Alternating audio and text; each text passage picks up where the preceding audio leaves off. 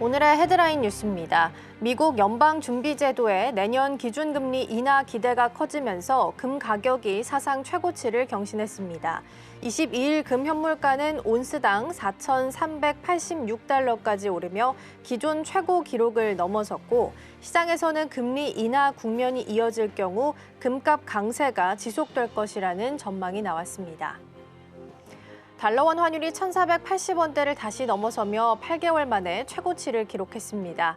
외환 당국의 안정 노력에도 불구하고 일본은행의 추가 금리 인상 기대가 약화되면서 환율 상승을 부추겼다는 분석입니다.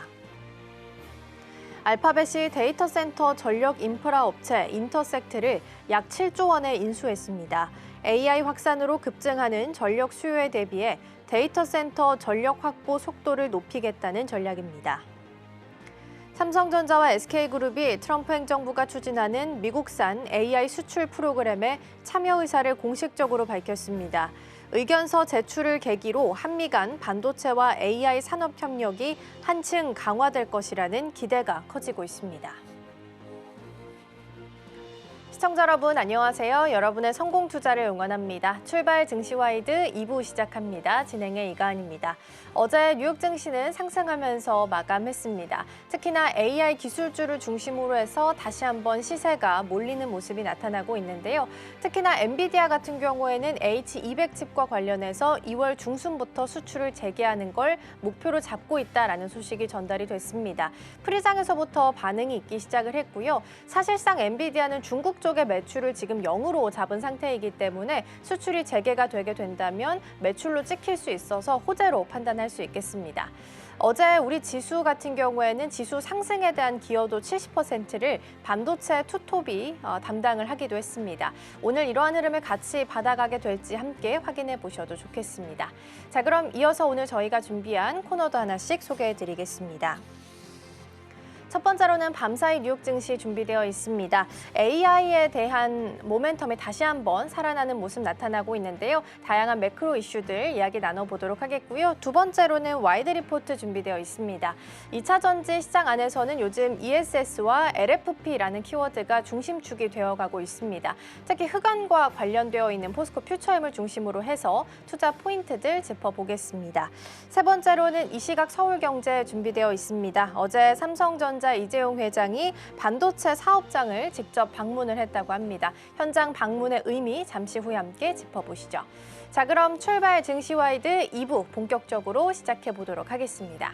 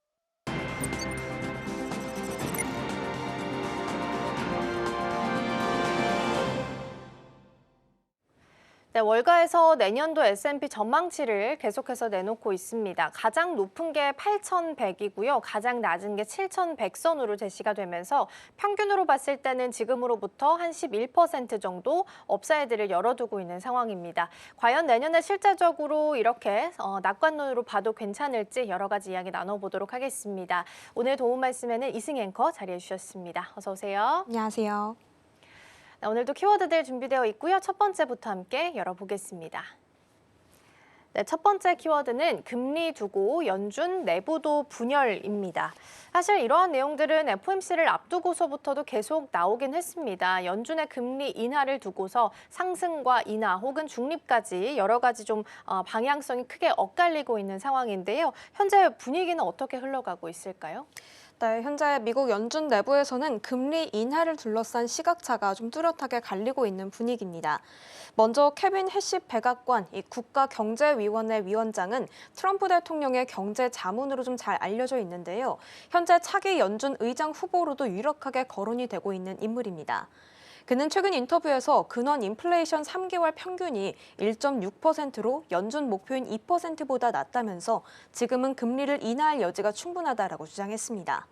그리고 트럼프 대통령의 연준이 너무 느리다라는 비판에 동조하면서 금리를 더 일찍 내렸어야 한다라는 입장도 밝혔습니다. 반면 실제로 내년부터 FOMC에서 금리 투표권을 갖게 되는 베스 해맥 클리블랜드 연은 총재는 전혀 다른 목소리를 냈습니다. 그녀는 지금 인플레이션은 여전히 높은 수준에서 고착화돼 있다. 그리고 관세와 비용 상승이 1분기에는 더 큰 물가 자극으로 이어질 수 있다는 점들을 우려했는데요. 적어도 내년 봄 전까지는 금리를 손볼 필요가 없다는 입장을 밝힌 겁니다. 이렇게 시각이 갈리는 이유는 무엇을 더 우선시하느냐의 차이에서 비롯됩니다. 해시 위원장은 노동시장 둔화와 저조한 소비의 무게를 두고 있고요. 해맥 총재는 물가 고착화 우려에 방점을 두고 있기 때문입니다. 내년 첫 FOMC는 2026년 1월 27일에서 28일로 예정되어 있는 상태에서 연준의 내부 논쟁은 계속될 것으로 보입니다. 결국 지금 시점에서는 정책 결정권자들이 보는 데이터 그리고 해석 방식 자체가 엇갈리고 있기 때문에 내년 금리 경로 역시 단일 방향으로 보기는 어렵다라는 게 핵심입니다.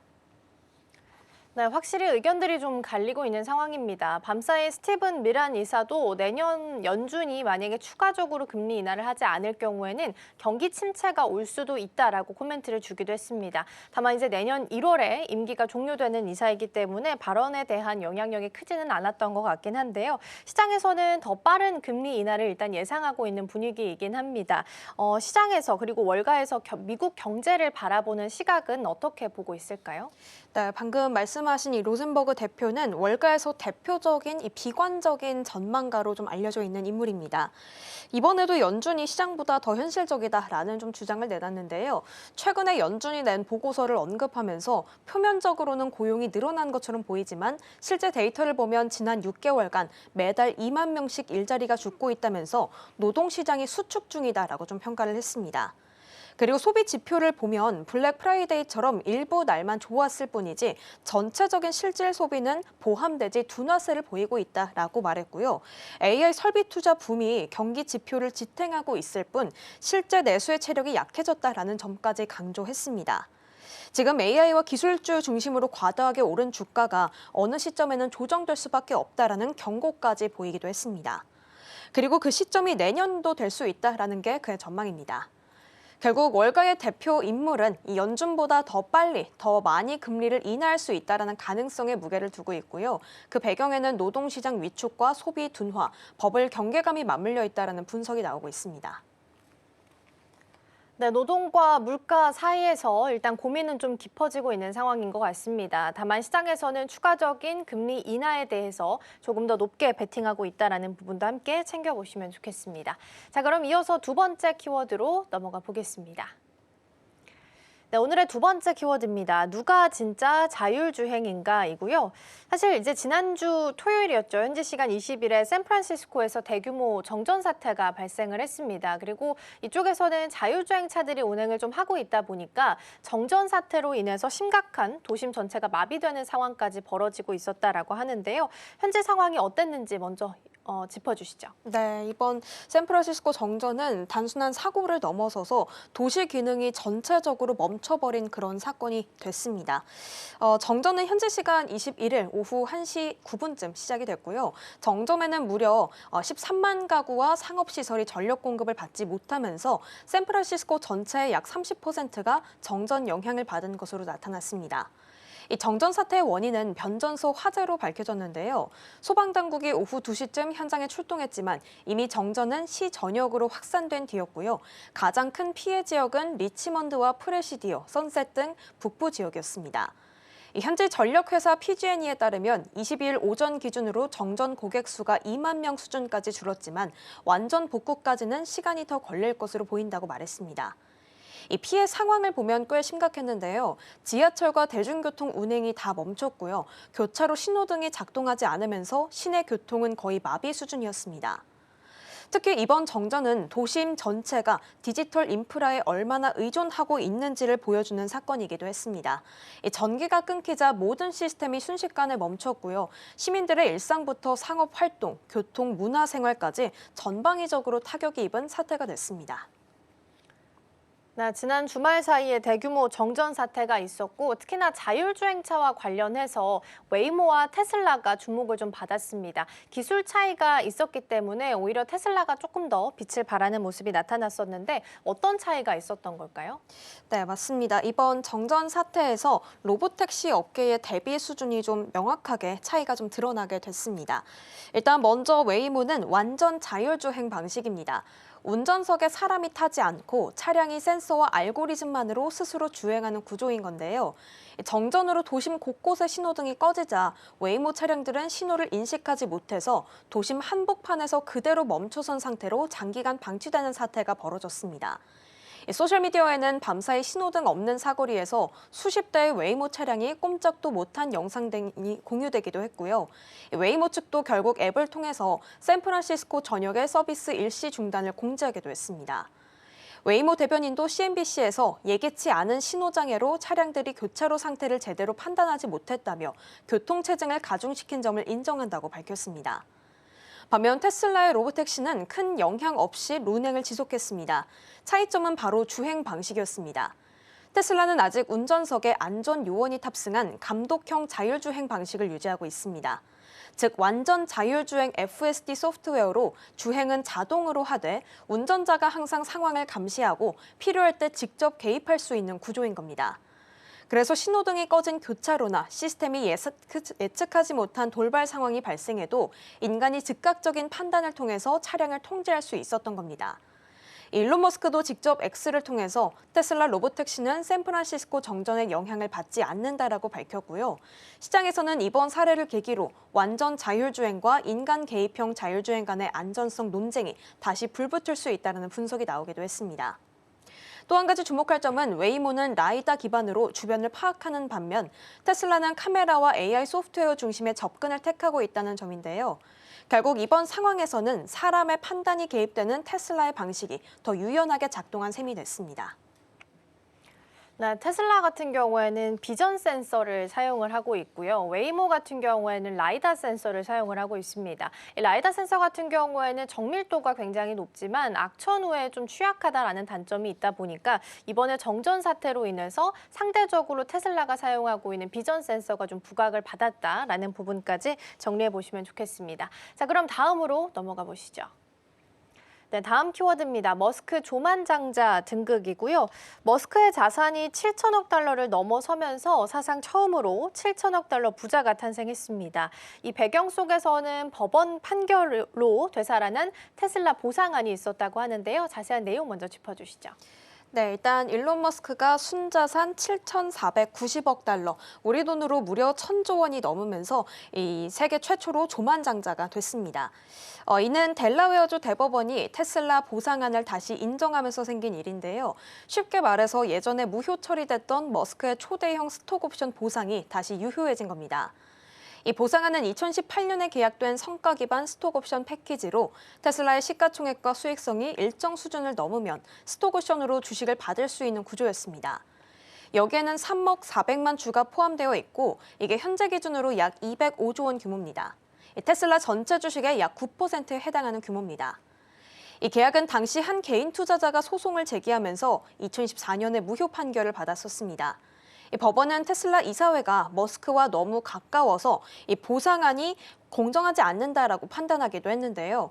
이번에 대법원이 그 정도는 아니다라고 뒤집으면서 보상이 다시 유효해진 겁니다. 게다가 지난달 테슬라 주총에서는 머스크가 시총 8조 5천억 달러를 달성하면 최대 1조 달러 보상까지 제공하는 초대형 계획까지도 통과된 바가 있었는데요. 이게 실현이 된다면 기업 역사상 최대 규모의 CEO 보상 기록이 되는 거기도 합니다.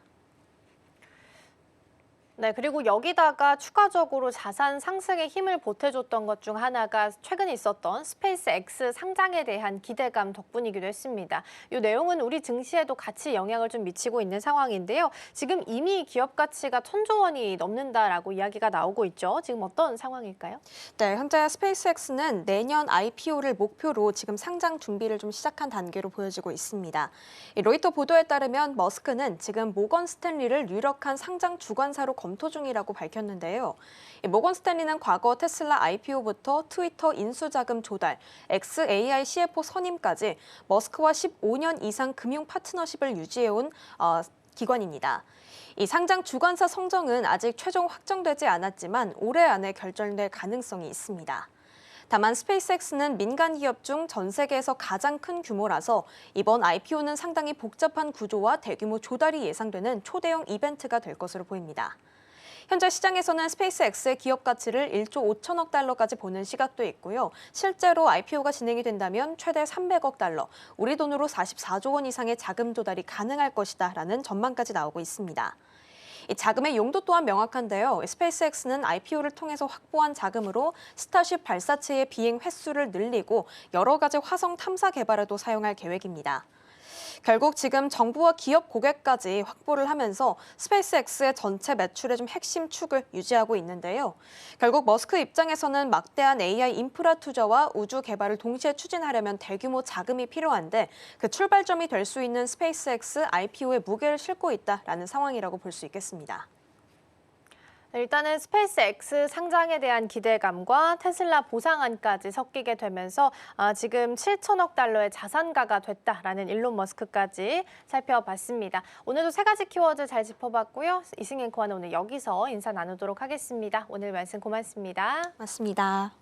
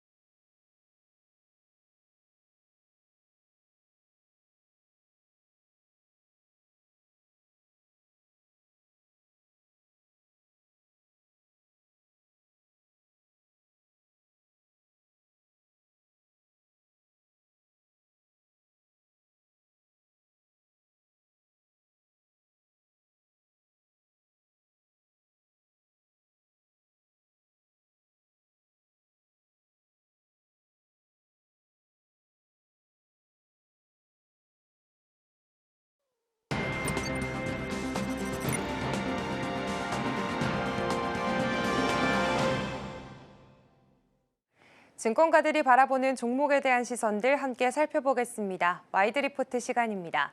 그럼 첫 번째 리포트부터 함께 열어볼까요? 첫 번째 리포트는 포스코퓨처엠에 대한 삼성증권의 시각을 가지고 왔습니다. 리포트의 제목은 LFP 양극재를 더하다인데요. 지금 삼성증권은 포스코퓨처엠에 대해서 목표 주가 28만 원 제시를 했고요. 매수 유지 의견을 보였습니다. 그 이유는 분명합니다. 지금 북미 ESS 시장을 겨냥한 LFP 양극재 양산 계획이 공식화가 됐기 때문입니다. 오늘은 이 결정이 어떤 의미를 가지는지 함께 짚어보도록 하겠습니다. 먼저 이번 삼성증권의 리포트 핵심부터 정리를 해보면요. 포스코퓨처엠의 중장기 성장 스토리가 한 단계 더 선명해졌다라는 입장을 내비쳤습니다. 그 배경으로 가장 먼저 짚은 게 바로 북미 ESS용 LFP 양극재 양산이 확정이 됐기 때문입니다.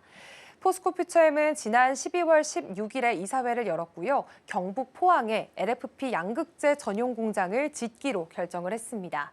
지금 이 공장은 2026년에 착공이 예정이 되어 있고 2027년 하반기부터 양산에 들어가게 될 예정이고요. 여기에서 생산되는 LFP 양극재는 전량 북미 ESS 시장으로 공급이 될 계획입니다. 회사가 지금 캐파를 직접적으로 밝히진 않았지만 언론과 증권가에서는 연산 최대 5만 톤 규모로 보고 있는 상황입니다. 그렇다면 포스코퓨처엠은 왜 LFP에 본격적으로 들어오게 되는 건지, 삼성증권은 이번 결정을 시장 변화에 맞춘 전략적인 선택이다라고 짚었습니다. 그동안 포스코퓨처엠은 NCM이나 NCA 같은 3원계 양극재가 주력이었는데요. 전기차 시장에서는 여전히 3원계 배터리가 중요하지만 최근 흐름을 본다면 지금 ESS 쪽에서는 LFP 수요가 훨씬 월등히 좀 증가하고 있다라는 모습들이 확인이 되고 있습니다. 그렇기 때문에 지금 북미 배터리 업체들도 마찬가지의 모습인데요. 기존 3원계 생산 라인을 LFP로 전환을 하거나 혹은 LFP 신규 프로젝트를 확대하는 흐름들이 뚜렷해지고 있습니다.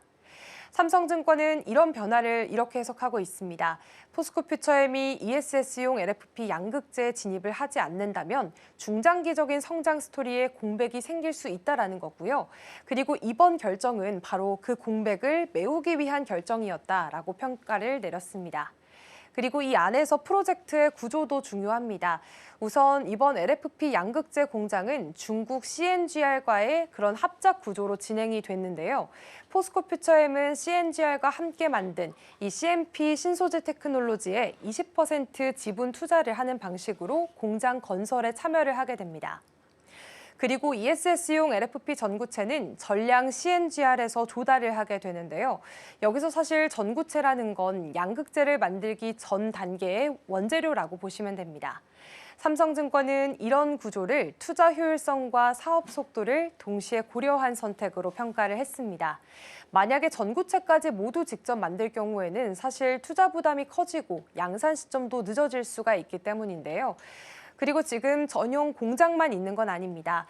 기존 라인 전환도 함께 진행이 되고 있는 모습들 확인이 됩니다. 지금 삼성증권 리포트에서도 또 하나 중요하게 본 포인트가 바로 기존 생산 라인의 전환을 꼽고 있습니다. 우선 포스코퓨처엠은 포항에 있는 3원계 양극재 일부 라인을 지금 LFP로 개조할 계획을 갖추고 있습니다. 이 라인의 양산 목표 시점은 2026년 4분기로 책정이 되고 있는 상황이고요. 삼성증권은 전환되는 물량을 15,000톤 수준으로 보고 있고 이것을 LFP 셀 기준으로 환산을 했을 때 8기가와트시 분량의 그런 배터리에 대응이 가능하다고 분석을 했습니다. 이 물량은 같은 시점에 상업 생산을 준비하고 있는 국내 배터리 업체 북미 ESS 프로젝트에 공급될 가능성이 있다고 봤습니다. 결국 정리를 하자면 기존 라인 전환 같은 경우에는 굉장히 빠른 대응을 위해서 그리고 전용 공장의 경우에는 중장기적인 물량에 대응하기 위해서 이런 구조들을 만들었다라고 판단을 했고요. 삼성증권은 이런 전략들에 긍정적으로 평가를 내리는 모습이었습니다. 그래서 삼성증권의 리포트 결론을 함께 내려보도록 하겠습니다.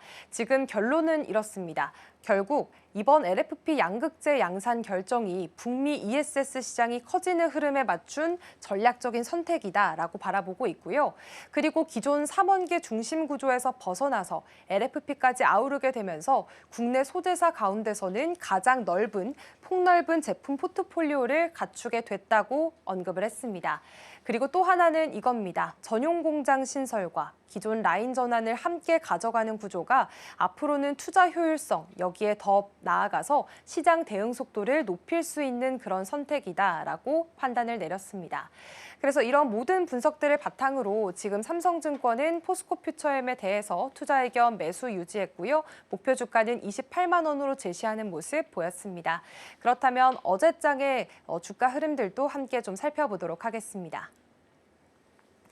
네, 어제 포스코퓨처엠의 주가 흐름 살펴보시면 2.6%가량 오르면서 19만 6,100원 선에서 거래를 마치는 모습들 확인이 됐습니다. 삼성증권은 이번 이슈를 단기 주가 급등 재료로 보기보다는 내년 이후에 실적 구조 변화의 신호로 해석이 되고 있습니다.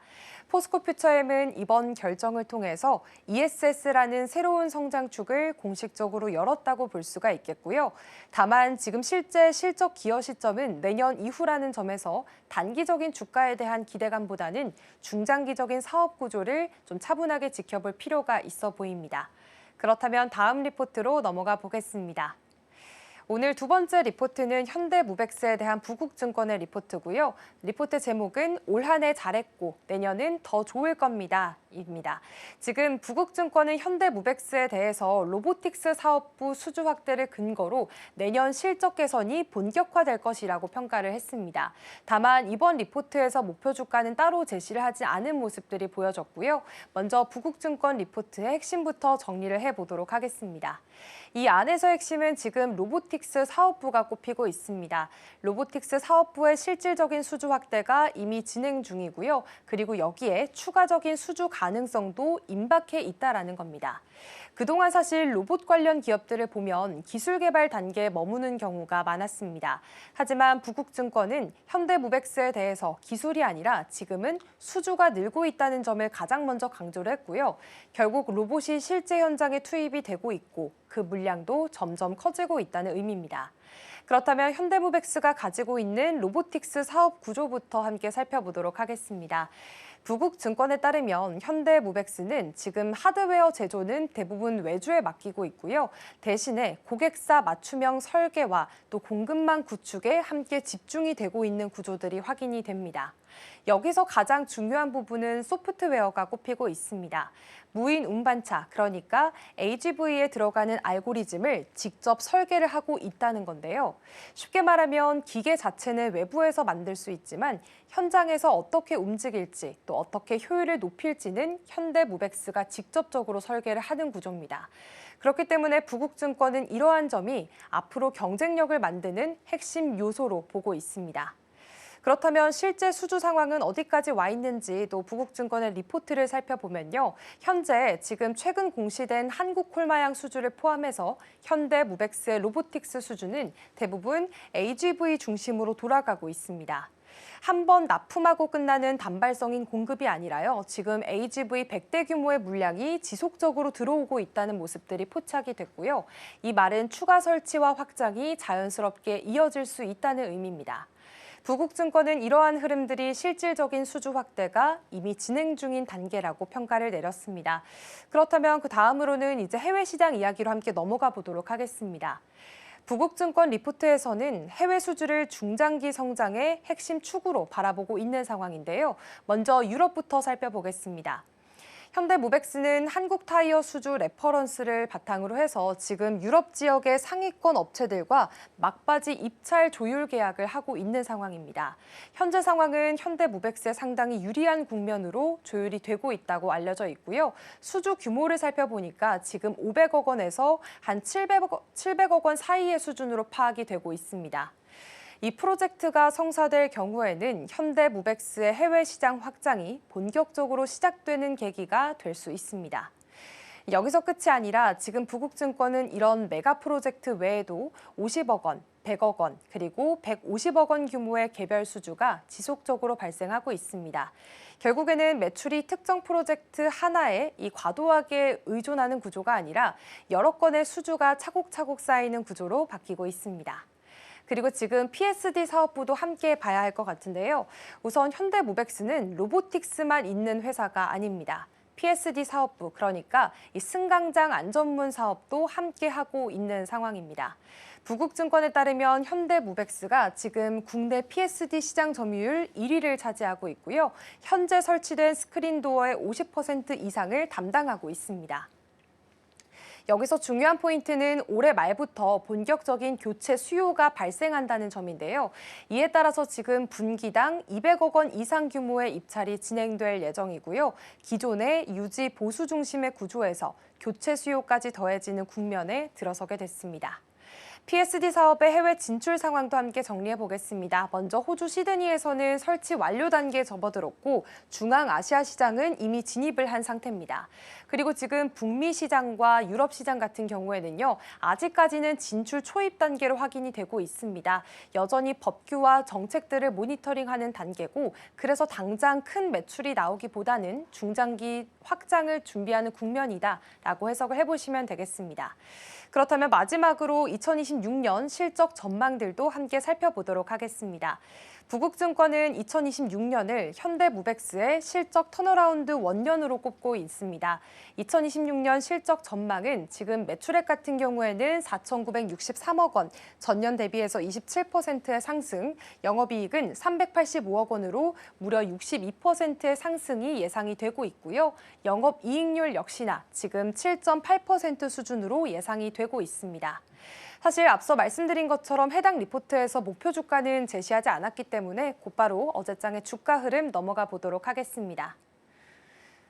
네, 어제 현대무백스의 주가는 18% 상승하면서 16,130원 선에서 거래에 마쳤습니다. 어제 장중에는 20% 넘게 급등을 하면서 사상 최고가를 경신을 하기도 했는데요. 현재 현대무백스 사업을 보면 로보틱스 사업부에서 실질적인 수주 확대가 이어지고 있고요. AGV와 AI 피킹 로봇을 중심으로 현장 적용 사례들도 늘어나고 있습니다. 그리고 지금 해외 시장에서도 의미 있는 입찰 국면에 들어서고 있는 상황인데요. 부국증권은 이런 흐름이 2026년부터 실적 개선으로 이어질 가능성이 높다고 평가를 하고 있습니다. 다만 수주 잔고와 중장기 실적 구조 변화율까지 앞으로는 좀 더 차분하게 지켜볼 필요가 있어 보입니다. 지금까지 와이드 리포트였습니다.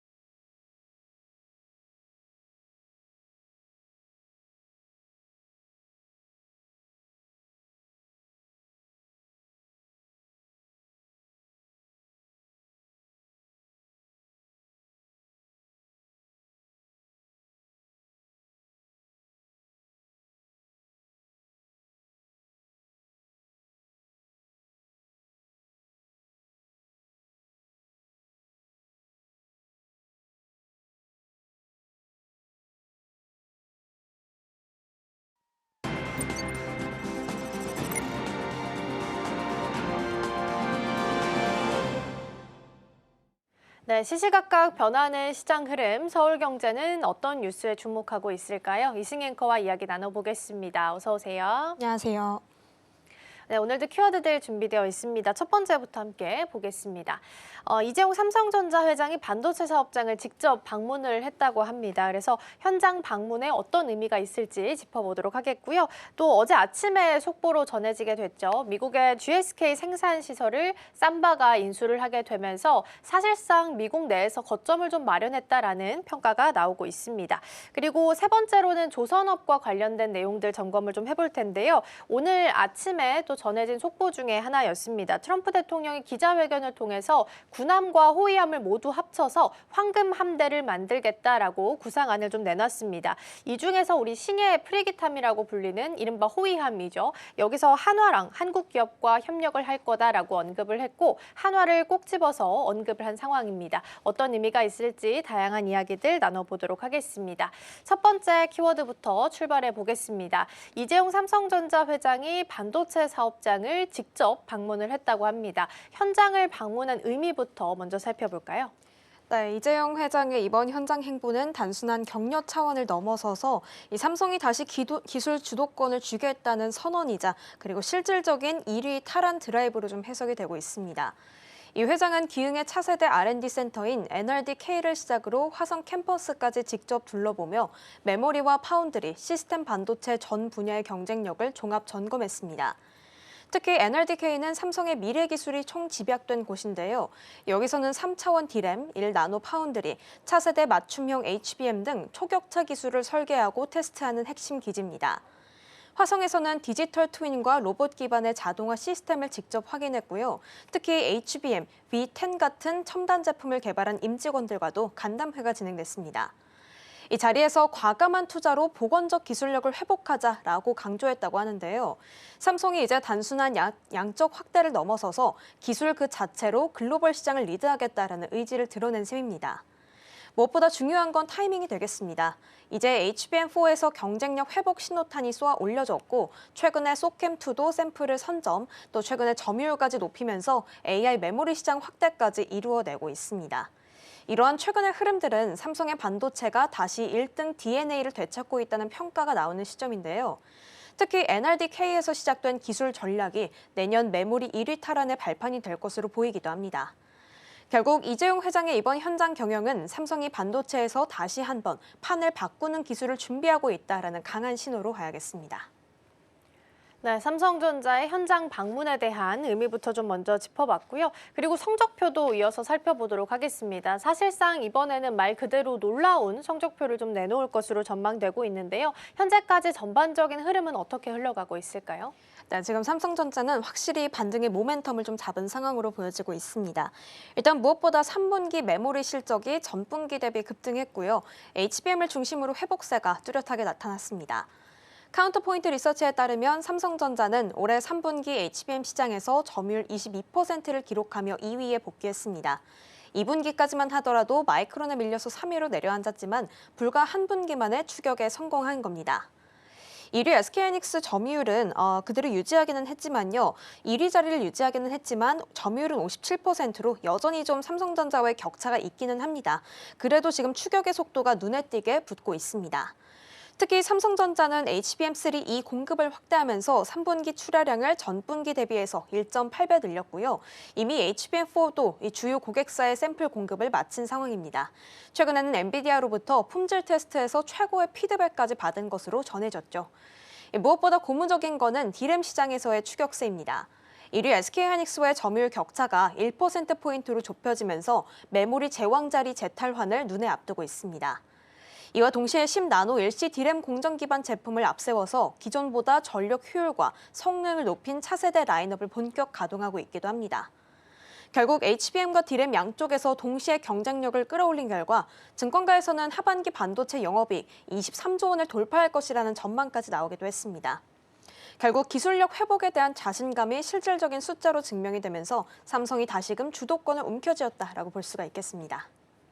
네, 그럼 이렇게까지 빠르게 추격할 수 있었던 이유가 어디 있을까를 좀 살펴본다면 HBM용 D램을 재설계할 정도로 리스크를 감수했다라는 부분에서 찾아볼 수 있을 것 같은데요. 이러한 승부수가 제대로 먹힌 걸까요? 네, 맞습니다. 이번 HBM 반등의 결정적인 비결은 조금 전에 말씀해 주셨다시피 D램의 과감한 재설계에서 좀 비롯된 것으로 보입니다.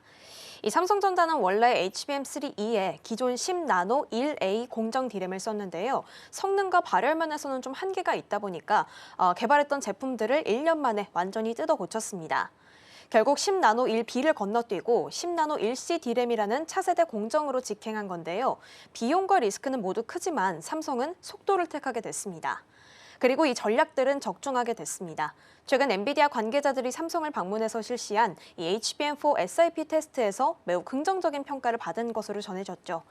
특히 HBM4부터는 로직 다이라고 불리는 두뇌 역할의 반도체가 중요해지는데요. 삼성은 메모리와 파운드리 공정을 모두 보유한 유일한 기업이라는 강점을 활용하고 있습니다.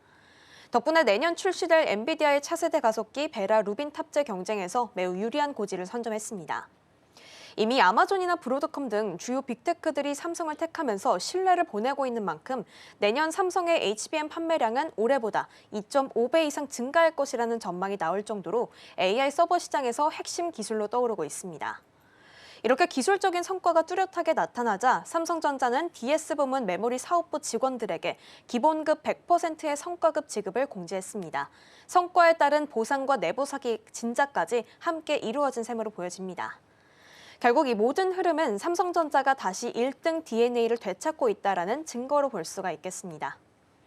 네, 기술 패권을 잡아갈 수 있을지 삼성전자 행보에 대해서 기대해 보도록 하겠습니다. 첫 번째 마무리하고 두 번째로 넘어가 보도록 하겠습니다. 두 번째는 삼성 바이오로직스 관련된 내용 살펴볼 텐데요. 어제 아침에 속보로 좀 전해졌었죠. 미국의 GSK 바이오 생산 시설을 인수를 하게 되면서 미국 내에서 거점을 마련한 것으로 보입니다. 이번 이슈는 어떤 의미를 갖게 되는 걸까요?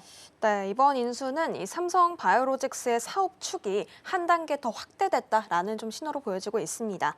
이 삼성 바이오로직스는 GSK가 보유하던 미국 메릴랜드주 락빌의 바이오 의약품 생산 시설을 약 2억 8천만 달러, 우리 돈 4,100억 원 수준에 인수하기로 결정했고요.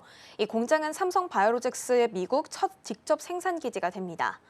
이 시설이 중요한 이유는 임상 단계부터 상업 생산까지 모두 가능한 6만 리터 규모의 원료 의약품 공장이기 때문입니다.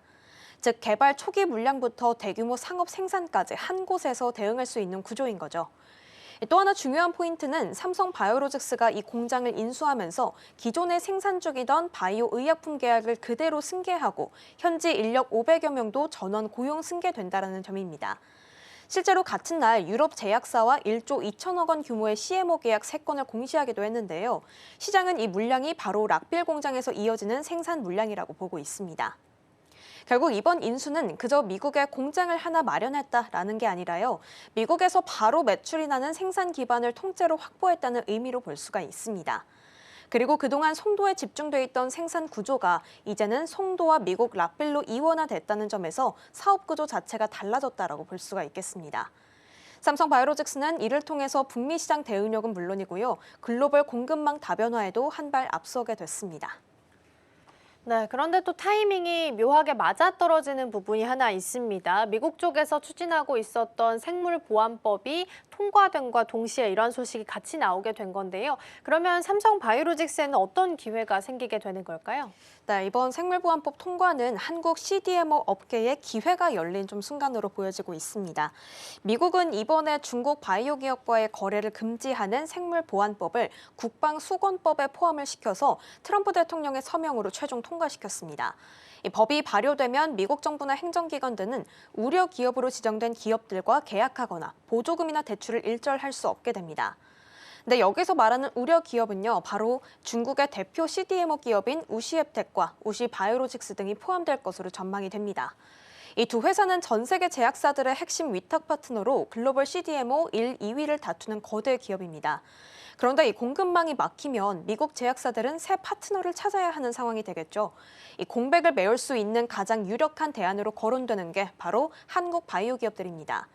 특히 삼성 바이오로직스는 이미 세계 최대 수준의 생산 능력과 글로벌 빅파마들과의 품질, 그리고 납기 검증을 마친 파트너십, 그리고 이번에 인수한 미국 락빌 공장까지 보유한 기업입니다. 그 자체로 미국 정부의 정책 리스크를 피하면서 또 중국 기업의 빈자리를 가장 채울 수 있는 준비된 대체 파트너다라는 평가가 나오고 있고요. 그에 따라서 업계에서는 삼성 바이오로직스가 우시의 자리를 대체하면서 론자에 이어서 세계 2위권으로 도약할 것이다라고 내다보고 있습니다. 여기에 대해서 셀트리온도 미국 내 현지 공장을 최근에 이미 인수했고요. SK바이오팜이나 롯데바이오로직스 등도 미국 CMO 생산 기반을 갖추고 있어서 한국 CDMO 전반의 반사이익이 수혜 구간에 진입했다라는 기대감이 커지고 있습니다. 그런데 물론 만약 낙관할 수만은 없습니다. 중국이 빠진 자리를 두고 일본이나 유럽의 경쟁 기업들도 공격적으로 달려들 것이기 때문입니다. 특히 항체 약물 접합체처럼 중국이 강점을 가졌던 분야에서는 우리 기업들이 단기간에 그 공백을 모두 메우기는 어려울 것이다라는 분석도 있기도 합니다. 그래도 중국의 공백이라는 단기적인 큰 변화에서 지금 한국 기업들은 그 무대에 가장 가까이 올라선 상태고요. 현지 공장의 안정적인 운영과 더불어서 차세대 치료제 생산 능력까지 선제적으로 확보했다면 KCDMO가 세계 2위까지 도약할 수 있다는 게 우세합니다. 이제 기회가 온 만큼 그걸 어떻게 잡느냐가 중요해지는 시점이 됐습니다. 네, 생물보안법도 통과가 됐고요. 연내 통과 기대한 대로 좀 된 상황이기 때문에 내년도에 더 좋아질 거다라는 기대감도 다시 한번 서지고 있는 모습입니다. 그리고 삼성 바이오로직스가 올해만 벌써 1조 원이 넘는 계약을 세 번째로 따낸 상태이고요. 연간 수주액도 통틀어서 보면 지금 사상 최대치를 기록을 하고 있습니다. 자, 그렇게 보면 삼성 바이오로직스의 중장기적 전략은 어떻게 되고 있는 걸까요? 네, 지금 삼성 바이오로직스의 수주는 구조적인 결과에 좀 가깝습니다. 일단은 앞서 언급했듯 유럽 제약사와 총 1조 2,230억 원 규모의 CMO 계약 3건을 체결하면서 올해 누적 수주액은 6조 8천억 원을 넘어서며 역대 최대치를 기록했습니다. 단순히 계약 하나가 늘어난 게 아니라 글로벌 제약사들이 삼성 바이오로직스를 장기 파트너로 선택하고 있다는 신호로 해석됩니다.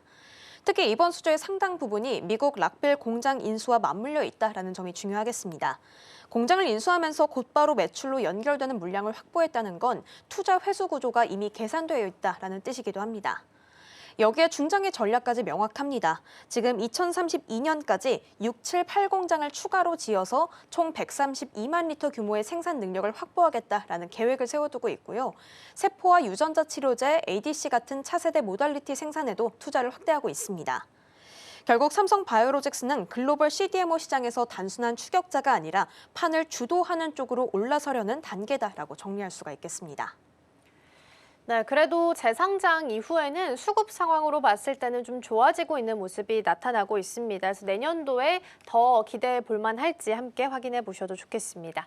자, 그럼 세 번째로 넘어가서 이야기 나눠보겠습니다. 최근에 이제 고려아연이 미국의 테네시주에 대규모 재련소를 짓기로 결정을 내린 바 있죠. 그렇게 되면서 미국은 핵심 광물 판도를 바꾸는 게임 체인저가 될 거다라고 코멘트를 내놨다고 하는데요. 이 재련소 건설이 도대체 어떤 의미를 갖게 되는 걸까요? 네, 이번 투자는 재련소 신설을 시작으로 한미 자원 안보 협력의 결정판이다라는 평가가 좀 나오고 있는 부분입니다. 일단 고려아연은 미국 정부와 현지 투자자와 함께 미국 테네시주 클락스빌에 약 11조 원 규모를 투자해서 통합 재련소를 짓기로 했는데요. 이 시설에는 아연이나 구리 같은 비철 금속은 물론이고 안티모니와 게르마늄 같은 전략 광물까지 생산하게 된다고 합니다. 특히 이 광물들은 중국이 공급을 무기화하고 있는 품목들입니다. 따라서 미국 상무부 장관은 미국의 핵심 광물 판도를 지금 바꾸는 딜이다라고까지 표현하기도 했고요. 한국 산업부 장관도 희귀 광물 공급망 안정화에 크게 기여할 것이라면서 공개적으로 환영 입장을 밝혔습니다. 이번 프로젝트는 미국 국방부까지 직접 출자자로 참여하면서 합작법인 크루시블 JV를 통해서 이루어진다고 합니다. 한미 양국 정부가 전략적으로 탈중국 공급망을 이끌겠다라는 상징적인 움직임이기도 합니다. 실제로 중국 의존도를 낮추려는 미국의 팍스 실리카 전략과 맞물려 나온 투자입니다. 무엇보다도 바이든 정부와 트럼프 대통령 모두 전략 광물의 국산화를 강조했다라는 점에서 고려아연의 재련소는 제2의 마스카다라는 평가까지 나오고 있습니다. 네, 제2의 마스카라는 평가까지 나오고 있다라는 이야기까지 잘 들어봤습니다. 자, 그러면 추가적으로 우리가 잘 알고 있었던 마스카 프로젝트로 좀 돌아와서 이야기를 나눠볼 텐데요. 사실 최근에는 협력 범위가 점점 넓어지고 있습니다. 핵 잠수함까지 확장이 되는 상황 속에서 한화의 필리 조선소가 주목받고 있다고 하는데요. 현재 어떤 상황으로 진행되고 있을까요? 네, 맞습니다. 마스카는 사실 애초에 미국 상선과 군함 생산에서 시작된 한미 조선 산업 협력 프로젝트인데요. 지금 최근에는 핵잠수함까지 거론이 되면서 전략 무기 분야로까지 확장되고 있는 상황이라고 합니다. 이렇게 전략적인 무게감이 커지면서 한화의 필리조선소가 미국의 차세대 핵추진 잠수함 생산 기지로 거론되는 등 대변신을 좀 예고하고 있습니다. 이 하나그룹은 인수 1년 만에 필리조선소의 수주 잔량을 13척으로 늘리면서 정상 궤도에 올려놨는데요. 내년부터는 흑자 전환까지 기대되는 상황인데 현재는 연간 1에서 1.5척 정도를 건조하고 있지만 향후 20척 이상까지 끌어올리기 위해서 7조 원 투자를 계획 중에 있습니다. 특히 한화 필리조선소는 자체적으로 핵잠수함 건조 가능성을 좀 자신하고 있습니다. 트럼프 대통령 또한 핵잠수함은 한화 필리조선소에서 건조해야 된다라고 언급하면서 기대감이 최고조에 달하기도 했는데요. 업계 관계자는 한국형 핵잠수함은 한국에서 건조하고 미국 핵잠수함은 마스카 펀드를 활용해서 필리조선소에서 만들 수 있을 것이다라고 말하기도 했습니다. 물론 구축에는 좀 시간이 걸리겠지만 하나오션의 기술력과 미국의 자본이 결합된다면 이 미국의 핵잠수함의 정비부터 부품 공급, 나아가서 직접 건조까지 가능할 것으로 기대됩니다.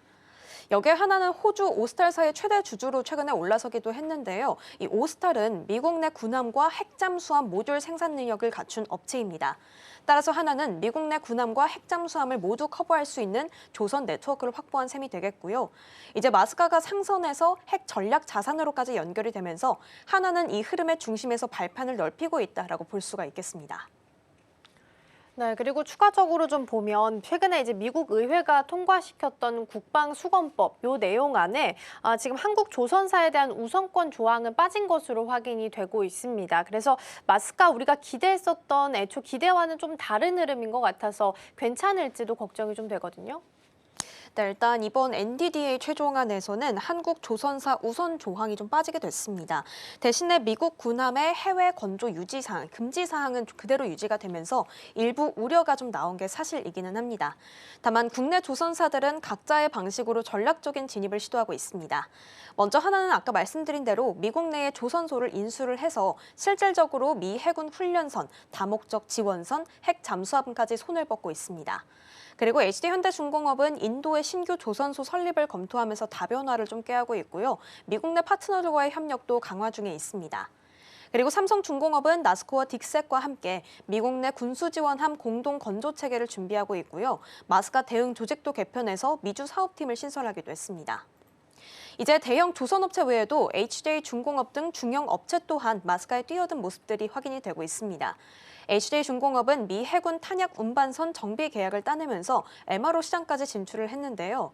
이렇게 각사가 강점을 살려서 미국 내 협력 포인트를 찾고 있다라는 점들이 눈에 띕니다. 물론 NDAA에서 직접적인 제도적인 뒷받침은 좀 빠졌기 때문에 단계적으로는 한계가 있을 수 있습니다. 하지만 미국 내 조선 인프라가 낙후된 상황에서 기술과 인력 경쟁력을 가진 한국 조선사들이 필수 파트너다라는 점은 여전히 유효합니다. 정부도 이에 따라 마스카를 단발성 프로젝트가 아니라 장기 전략으로 좀 보고 있고요. 산업과 국방, 외교가 다 같이 움직이는 구조로 확장되고 있습니다. 결국 지금은 조율의 시간으로 보여지고요. 앞으로 어떤 실질적인 협력 성과가 나올지는 계속 지켜볼 필요가 있겠습니다.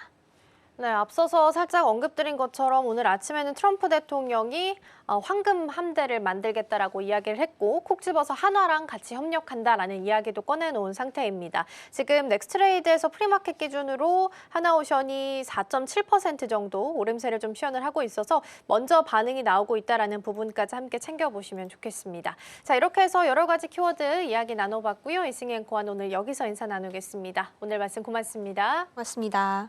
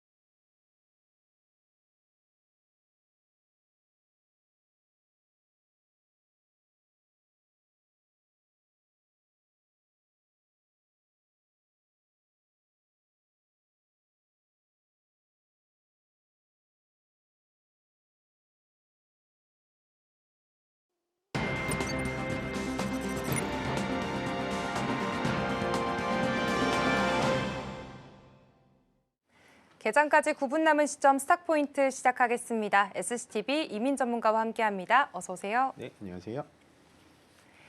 네, 간밤 뉴욕 증시 3대 지수는 모두 상승으로 마감을 했습니다. 크리스마스가 껴있는 주간의 첫 거래일에서 상당히 좋은 출발을 했기 때문에 이제 시장에서는 산타가 찾아오고 있다라는 기대감이 좀 커지고 있는 모습입니다. 무엇보다 반가웠던 건 AI를 중심으로 해서 투심이 다시 한 번 더 되살아나고 있다는 점일 텐데요. 지금 엔비디아 쪽에서는 내년 2월부터 중국에 H200 수출을 계획하고 있다라는 소식이 전해지면서 엔비디아 상승으로 마감을 했습니다. 여기에 추가적으로 마이크론과 오라클까지도 추가적인 상승세를 보였습니다. 그리고 오늘 오전에 속보로 전해진 내용으로는 트럼프 대통령이 미 해군이 도입할 프리기탐을 하나와 협력을 해서 건조할 것이다라는 이야기가 들어와 있으니까요. 이 점도 잠시 후에 짚어보도록 하겠습니다. 그리고 어제 우리 시장도 산타 랠리에 대한 기대감이 한층 커졌습니다. 지금 우선 지난주 시장을 짓눌렀던 두 가지 요인이 해소가 됐는데요. 일단 첫 번째로는 AI 거품론이 조금 사그라들었다는 점, 그리고 두 번째로는 엔캐리 트레이드 청산에 대한 우려감이 약간은 완화가 됐습니다. 그렇기 때문에 지금 투심이 다시 살아나면서 메이저 주체가 코스피 시장에서 다시 크게 한번 사들였고요. 4,100선 회복하면서 마감을 했습니다. 그리고 코스닥 부흥에 대한 기대감도 여전히 살아있는 상황인데요. 여기서 문제가 되는 건 여전히 환율이지 않을까 싶습니다.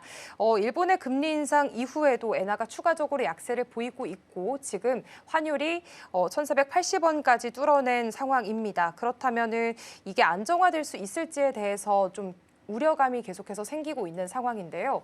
전문가님, 일단 어제 시장 상황을 좀 어떻게 해석을 해봐야 될까요? 시장에는 지금 좀 산타가 찾아온 것 같습니다. 근데 네. 산타의 모습이 예전과는 같지 않아요. 그러니까 어저께 좀 이렇게 재밌는 사진을 봤는데 산타 할아버지가 산타 할아버지가 아니고 네. 로봇이 산타 옷을 입고 그다음에 썰매를 타지 않고 로켓을 타고 있고 그다음에 반도체를 들고 오는 그런 약간 로봇과 우주항공 그리고 반도체 중심의 좀 시장의 상승이 좀 나오지 않았나라는 생각을 하고 있습니다. 다만 저번 주 금요일부터 시장은 계속 조금 상승세를 나타내고 있고요. 아마 4,100포인트를 넘어서 뭐 연말까지 4,200 전고점을 넘는다라고 말씀드리기는 좀 어렵겠지만 어쨌든 2025년도 마감을 좀 좋은 분위기로 할 수 있다라는 거에 참 다행이다라는 생각이 들고요. 시장은 여전히 계속되는 상승 추세에 있기 때문에 저번 주 월요일부터 목요일까지 좀 조정이 나왔을 뿐 역시나 정상적으로 돌아왔다. 거기다가 미국 시장 자체가 AI 버블론이 살짝은 줄어들면서 오라클도 다시 복귀를 했고 거기에 또 마이크론 테크놀로지가 계속 연속되는 신고가를 쓰고 있는데 삼성전자와 SK하이닉스가 3등인 마이크론 테크놀로지보다 못 간다라는 건 말이 안 된다라고 시장에서 판단이 되면서 어저께 급등이 나왔고요. 오늘은 그러면 좀 강세를 계속해서 이어갈 수 있을 것인가라는 건 시장을 좀 지켜봐야 될 것 같습니다. 왜냐하면 이번 주부터 다음 주까지는 거래 대금 자체가 그렇게 막 이렇게 유동성이 많이 있지는 않을 거예요. 왜냐하면 일단 크리스마스 휴일이라는 건 뭐 우리나라는 하루만 쉬지만 미국과 유럽 같은 나라들은 그 전날부터 반장이라고 하죠. 오전장만 진행을 하고 있기 때문에 전체적으로 거래 대금이 많이 늘어날 시기는 아닙니다. 거기다가 어저께 야간 선물 지수도 0.17%밖에 올라가지 않았기 때문에요. 오늘은 일단은 오전장부터 어저께처럼 시원하게 달려준다라는 느낌보다는 어제처럼 좀 뭐 우주항공 테마면 우주항공 테마 아니면 오늘 아침에 조선 뉴스가 좀 나왔기 때문에 조선 테마면 조선 테마 쪽으로 조금은 선별적으로 시장을 대응할 필요가 있지 않을까라고 정리 드리겠습니다. 네, 일단 어제 우리 시장은 다시 한번 환하게 웃어주는 모습이었고요. 다만 이번 주는 크리스마스 연휴가 끼어 있기 때문에 거래량 자체가 많지 않을 것으로 보여지고 있습니다. 그렇기 때문에 일부 섹터만 잘 가는 흐름들이 나올 수도 있으니까 이 점은 함께 참고를 해보시면 좋을 것 같고요. 현재 프리마켓 기준으로는 코스피, 코스닥 양시장 모두 상승 출발할 것으로 예상이 되고 있는 상황입니다. 그렇다면 오전에 속보로 전해진 내용부터 함께 살펴보도록 하겠습니다. 앞서 제가 브리핑에서도 설명을 해드린 것처럼 지금 트럼프 대통령이 미 해군이 도입할 프리기탐을 하나와 협력해서 건조할 것이다라는 이야기가 전해지면서 지금 장 전에 하나오션의 주가가 6.8%가량 오르는 모습 보여주고 있습니다. 사실 그동안 많은 재료 속에 노출이 되어 있었던 조선주였는데 한번 고점을 뚫은 다음에 그 뒤로는 계속 하락세를 보였습니다. 네. 그렇다면 이번 소식은 주가를 좀 크게 움직일 만한 재료라고 봐야 될까요? 일단은 조선주에 대해서 많이 관심이 없었고 뭐 아무리 좋은 뉴스가 나오고 수주 공시가 나와도 조선에 대해서는 거래 대금 자체가 좀 쏠리지 않으면서 이제는 좀 고평가가 된 거 아닌가라는 시장의 평가 속에 계속해서 떨어졌어요. 사실은 근데 전체적으로 뭐 하나오션만 보더라도 종목이 주가가 좀 조정이 나왔을 뿐이지 떨어지진 않았거든요. 그러니까 기술적으로 보더라도 주가가 꺾여가지고 밑으로 더 떨어질 거다라는 느낌 정도는 아니었는데 아직도 살아있구나라고 생각을 할 수가 있었는데 방금 앵커님께서 얘기하셨다시피 저희가 방송 전에 바로 속보로 트럼프 대통령이 직접 언급을 했죠. 하나 그룹을 좀 찍으면서 직접적으로 얘기를 했기 때문에요.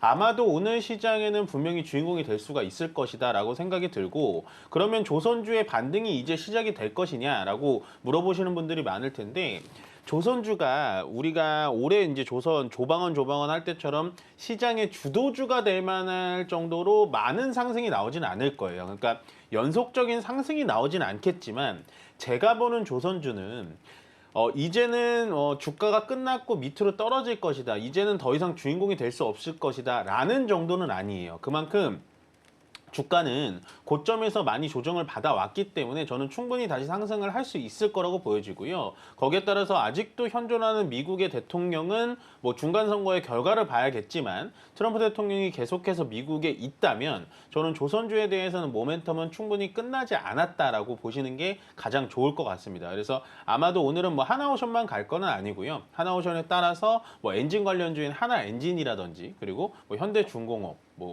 기타 HD 현대 쪽에 대해서도 조선업에 대해서 많이 있을 것이고, 거기에 따라서 조선 기자재들도 분명히 갈 수 있을 거다라고 보여집니다. 왜냐하면 물론 오늘 아침에 나온 뉴스와는 조금 동떨어지긴 합니다만은, 결국엔 알래스카 LNG 산업이라든지 지금 현재 미국에서 계속해서 활용하고 있는 거는 LNG를 어떻게든 더 캐내가지고 LNG를 좀 돌려보자라는 거거든요. 거기에 따라서 뭐 한국카본이라든지 동성화인텍, 뭐 성강밴드, 뭐 이런 종목들, LNG 관련된, LNG 선 관련된 그런 조선 기자재들도 같이 올라갈 수 있으니까요. 조선주에 대해서는 너무 이렇게 나쁘게만 안 보셨으면 좋겠습니다. 그냥 제가 다시 한번 정리를 드리자면, 시장의 관심도가 조금 떨어졌을 뿐이지 분명히 추가 상승은 나올 수 있다. 다만 상승의 폭은 예전에 주도주에 했던 것처럼 많은 상승의 폭은 나오지 않을 거니까요. 약간은 조금은 짧게 단기적인 관점으로 조선주를 보시는 게 좋다라고 정리 드리겠습니다.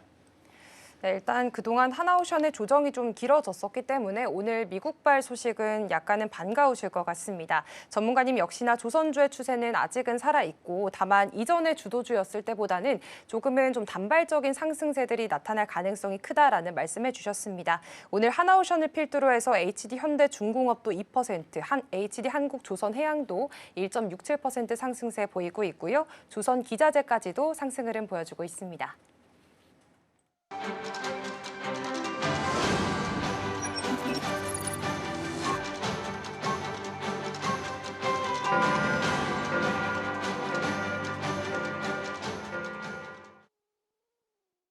12월 23일 화요일입니다. 간밤 뉴욕 증시 3대 지수는 모두 상승으로 마쳤습니다.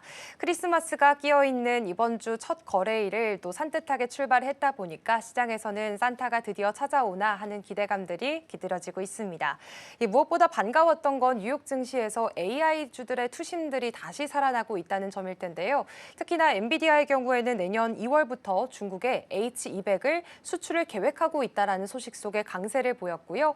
마이크론과 또 오라클까지도 추가 상승세 보였습니다.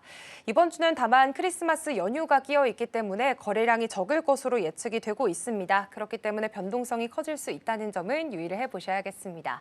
그렇다면 오늘 우리 국내 시장 분위기는 어떤지 양 지수부터 확인해 볼까요? 네, 오늘 양지수 모두 상승 출발하고 있습니다. 코스피는 0.5% 오르면서 4,127선 지나가고 있고요. 코스닥은 0.36% 오르면서 932포인트 선에서 출발을 하고 있습니다. 다음으로 이제 코스피 시총 상위주들의 움직임부터 확인을 해보도록 하겠습니다. 오늘 삼성전자와 SK하이닉스 반도체 투탑 역시나 빨간불 켜내면서 출발을 좀 하고 있습니다. 삼성전자는 이제 조금 더 11만 전자에 단단히 안착을 하고 있는 모습들 보여지고 있고요. SK하이닉스의 경우에는 간밤 엔비디아 쪽에서 좀 좋은 소식이 들려왔고 엔비디아 상승으로 마감을 했기 때문에 오늘 1.7%가량 상승불 켜져 있습니다. 이제 60만 닉스까지 한 10,000원 정도 남아있다는 사실도 확인을 해보시면 좋을 것 같습니다. 그리고 LG에너지솔루션의 경우에는 바이오는 0.7% 지금 하락불 켜져 있고요. 삼성 바이오로직스는 어제장에서 GSK의 미국 생산 시설을 인수했다라는 소식과 함께 오늘 장안에서 좀 0.3% 약한 빨간불 들어와 있는 상황입니다. 다음으로 코스닥으로 넘어가 보겠습니다. 시총 상위주들 움직임 체크해 보면요. 오늘은 에코프로 그룹주들이 동반 약세를 나타내고 있습니다. 앞서서 이제 코스피 쪽에서도 LG 엔솔이 좀 약한 모습을 보였기 때문에 코스닥 내에서도 2차 전지 업종들이 조금은 약한 모습을 보여주고 있고요. 어제 시장에서 제약 바이오주들이 약했습니다. 다만 오늘 시장 안에서 알테오제는 강보합권의 빨간불, 그리고 ABL 바이오는 0.3% 하락세 보이고 있다는 점 체크를 해보시면 좋겠습니다. 레인보우 로보틱스 1% 가까이 상승세로 출발을 하고 있습니다. 그렇다면 다음으로는 수급 상황 체크해 볼까요? 먼저 코스피 시장입니다. 오늘 코스피 시장에서는 외국인의 매도세가 좀 뚜렷하게 나타나고 있고요. 다만 개인과 기관이 함께 물량을 담아가고 있습니다. 다음으로 코스닥 시장도 확인해 보겠습니다. 이쪽에서는 메이저 주체들이 모두 팔자세 나타내고 있고 개인이 그 물량들을 함께 받아가고 있는 모습들이 포착되고 있습니다. 오늘 시장 상황 흐름을 좀 지켜보자면 그래도 코스피, 코스닥 양시장 모두 상승 출발하고 있긴 합니다만 장 초반보다는 약간은 좀 상승폭이 둔화된 모습이고요. 지금 코스닥 같은 경우에는 보합권에서 오가는 모습들이 좀 나타나고 있습니다. 지금 외국인 투자자가 코스피, 코스닥 양시장에서 다시 한 번 더 좀 팔아치우는 모습들이 확인이 되고 있습니다. 오늘 시장 분위기 좀 어떻게 해석해 보면 좋을까요? 일단은 우리가 시장 초반에 이제 예상했다시피 어저께만큼 좀 강하게 올라가지는 못할 거다. 네. 시장이 거래대금이 또 많이 축소가 돼 있고 연말이기 때문에 뭐 상승이 정상적으로 좀 흘러가고 있다라고 보여지고요. 더 이상 뭐 추가 상승을 기대하지 말자라는 의미보다는 전체적으로 뭐 좀 연말을 좀 준비하면서 천천히 시장을 대응하시는 게 가장 좋아 보인다라고 말씀을 좀 드리고 싶습니다. 현재는 일단 테마로 좀 보자면 오늘 역시나 뭐 조선주들이 좀 많이 강세를 보이고 있는데 그 중에서도 이제 하나오션, 뭐 HJ중공업, 뭐 HD 현대중공업 뭐 이런 종목들이 좀 올라가지고 있습니다. 저희가 이제 아침에 속보로 말씀드렸다시피 트럼프 대통령 조선 사업에 대한 부흥 뭐 이런 것들이 다시 나오면서 전체적으로 좀 올라갈 거라고 보여지고요. 계속 말씀드렸지만 시장의 주도주가 오늘 하루가 될 수는 있을지언정 계속 시장을 끌고 갈 만한 뭐 이렇게 재료는 아니다라고 말씀을 좀 드리고 싶어요. 그렇기 때문에 조금 짧게 대응하시는 게 좋을 것 같고 거기에 아마 오늘 그 양자 컴퓨팅 관련된 종목들도 좀 올라가지고 있습니다. 뭐 내년 CES에 디웨이브 퀀텀이 양자 컴퓨팅의 재료를 가지고 CES에 참석을 한다라는 얘기가 나오면서 오늘 오전부터 양자 컴퓨팅이 괜찮았고 거기다 미국 시장도 어쨌든 양자 컴퓨팅 관련된 테마들이 좀 올라가줬기 때문에 거기에 따라서 영향을 좀 주고 있기는 한데요. 뭐 이렇게 제가 크게 이렇게 긍정적으로 보는 테마는 아닙니다. 그러니까 양자 컴퓨팅이라는 테마 자체는 상당히 긍정적으로 보고 정말 좋은 산업이다라고 생각을 하지만 이거는 우리나라에 현재 포진되어 있는 로봇과 우주항공과는 조금 달라요. 그만큼 양자 컴퓨팅에 대해서는 솔직히 실체가 없는 회사들이 더 많습니다. 조금 강하게 표현을 해드리면. 그래서 요것 자체는 테마적으로 좀 짧게 대응하시는 게 좋아요. 그러니까 단기적인 트레이딩이 가능하신 분들만 들어가시는 게 좋고 아무리 급등을 하더라도 내 거 아니다라고 생각하시는 게 가장 좋다라고 말씀을 좀 드리고 싶고요. 조선에 따라서 조선 기자재들도 오늘 괜찮은 흐름 나타내고 있고 역시나 우주항공, 전일 미국 시장의 로켓랩이라든지 이런 종목들이 급등을 해줬기 때문에 전체적으로 우주항공 산업 쪽이 괜찮은 흐름을 또 보여주고 있구나라고 정리를 해드리고 싶고요.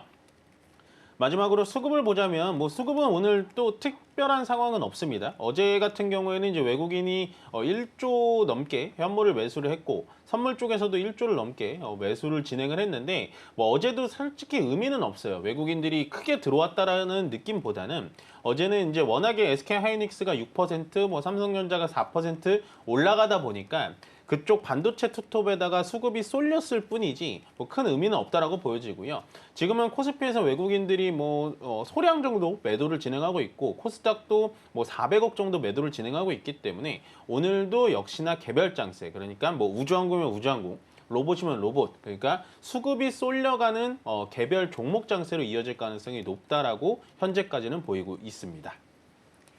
네, 일단 오늘 장 출발의 분위기를 보아하니 오늘 시장의 주도주는 조선이 될 것으로 보여지고 있고요. 지금 오늘 같은 경우에는 개별적인 종목 장세 흐름으로 이어질 가능성이 크다라는 말씀을 해주셨습니다.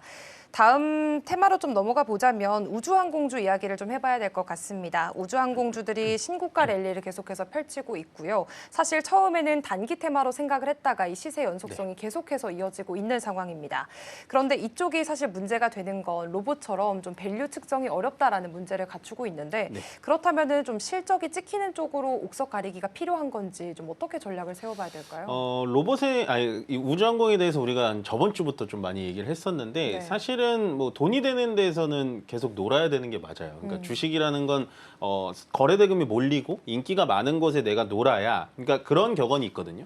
물리더라도 대장주에 물려야 된다. 네. 예, 지금은 뭐 로봇이나 우주항공이 없으면 시장이 굉장히 좀 소외돼 있는 느낌, 포모 현상이 올 수밖에 없기 때문에 우주항공에 대해서는 저는 또 나름 좀 긍정적으로 생각을 합니다. 그 이유는 일단은 스페이스 X 상장이라는 재료 자체는요, 그렇게 작은 재료가 아니에요. 그만큼 그렇게 큼지막한 종목이 상장을 해서 들어온다라는 건 전체적인 테마를 움직일 수 있는 힘이 생긴다라는 거고, 그 테마가 생긴다라는 건 그만큼 그 테마를 밀어줄 수 있는 거래 대금이 쏠릴 수 있다라는 거고요. 방금 앵커님께서 정말 잘 지적해 주셨지만 우주항공의 냄새만 나도 가는 종목들이 되게 많아요. 그래서 여기서는 어떻게 해야 되냐? 일단 실제적으로 스페이스 X에 투자를 했는가를 좀 살펴보셔야 되고, 거기다가 스페이스 X에 실제적으로 뭔가 자재라든지 뭐 이런 것들을 납품을 했는가라는 걸 좀 보셔야 되고요.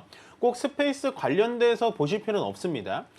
물론 지금 일론 머스크의 스페이스 X가 가장 우주항공 산업의 선발주자긴 합니다만은 아마존도 지금 우주항공 산업에 대해서 굉장히 많이 따라가고 있기 때문에 거기에 따른 수혜주들도 우리나라에 많습니다. 실제적으로 지상 안테나라든지 아니면 위성 안테나를 직접적으로 만드는 업체들이 찾아보시면 굉장히 알짜 업체들이 많기 때문에요. 저는 우주항공이 올해만으로 끝난다? 이렇게 단기적으로 끝난다라고 보진 않고, 우리가 로봇도 처음 봤을 때는 뭐 단기적으로 끝난다, PBR이 너무 높다, 돈도 못 버는데 주가 왜 올라가냐 이러면서 지금 주가가 3배, 4배, 5배까지 올라갔거든요. 우주항공도 마찬가지입니다. 현재 돈을 실질적으로 많이 버는 업체들은 있지는 않아요. 그렇지만 주식이라는 건 언제나 꿈과 희망을 먹고 사는 거기 때문에 앞으로 미래 먹거리 산업이 로봇과 우주항공이 될 것이라는 사실은 변함이 없다면 우주항공에 대해서 조금 더 많이 스터디하셔서 정말 똘똘한 종목을 찾으신다면 저는 큰 수익을 얻을 수 있는 섹터지 않을까라고 말씀드리겠습니다. 네, 현재 우주항공주들이 잘 가는 모습들이 계속해서 연출이 되고 있습니다. 다만 달리는 말에 올라타도 괜찮다라는 말씀을 해주신 것 같고요. 오늘장 안에서도 사실 일정상으로 이노스페이스의 한빛 나노 발사도 오전 10시쯤에 예정이 되어 있기 때문에 이 결과에 대한 기대감도 함께 깃들여지고 있는 것으로 보여지고 있습니다. 다만 실제로 스페이스 X에 연관이 있는지, 그리고 좀 더 대장주 쪽으로 살펴보시는 것이 좋다라는 말씀까지 해주셨으니까요. 이 점도 투자 전략 함께 세워보시면 좋겠습니다. 그리고 다음으로는 현대차 그룹 이야기를 해보도록 하겠습니다. 사실 CES에서 휴머노이드 아틀라스를 처음으로 공개하겠다라고 밝히면서 어제장에서 현대차 그룹주들이 좀 잘 가는 모습을 보였고요. 오늘 현대무벡스가 대표적으로 한 3.7% 오르는 모습들을 보여주고 있습니다. 네. 이렇게 현대차의 로봇 전략이 다시 한 번 더 시장에서 트리거로 부각이 된다면 여전히 업사이드는 열려 있다라고 봐야 될까요? 그러니까 이제 우리가 로봇이나 우주항공을 못 들어가는 이유 중에 하나가 네. 방금 앵커님께서 말씀하신 돈을 못 벌고 네. 너무 주가가 고점이고 거기다가 지금 뭐 PBR 뭐 이런 거 따지니까 뭐 200배, 300배인데 어떻게 사냐. 그러신 분들은 현대차 사시면 되는 거예요. 물론 현대차라는 거는 자동차를 기반으로 해서 여태까지 달려왔지만 지금 시장에서 일단 반영이 되는 건 어쨌든 보스턴 다이내믹스를 자회사로 가지고 있고, 그 보스턴 다이내믹스가 뭐 분할 상장을 하게 되면 거기에 따른 지분 구조에 뭐 현대 글로비스라든지 뭐 이런 종목들이 올라갈 수가 있다라고 보여지고요. 일단은 로봇 쪽에 대해서 물론 레인보우 로보틱스라는 삼성전자의 자회사가 있기는 합니다만은 그래도 제가 봤을 때는 가장 기술력이 빠르고 현재 조금 시연을 보여줄 수 있는 퍼포먼스가 있는 거는 제가 봤을 때도 현대차의 보스턴 다이내믹스이기 때문에 앞으로 현대차는 로봇 그룹주로 보셔도 된다. 그렇지만 내가 로봇에 대해서 좀 자신이 없다면 오히려 현대차 그룹으로 보시는 게 좋고요.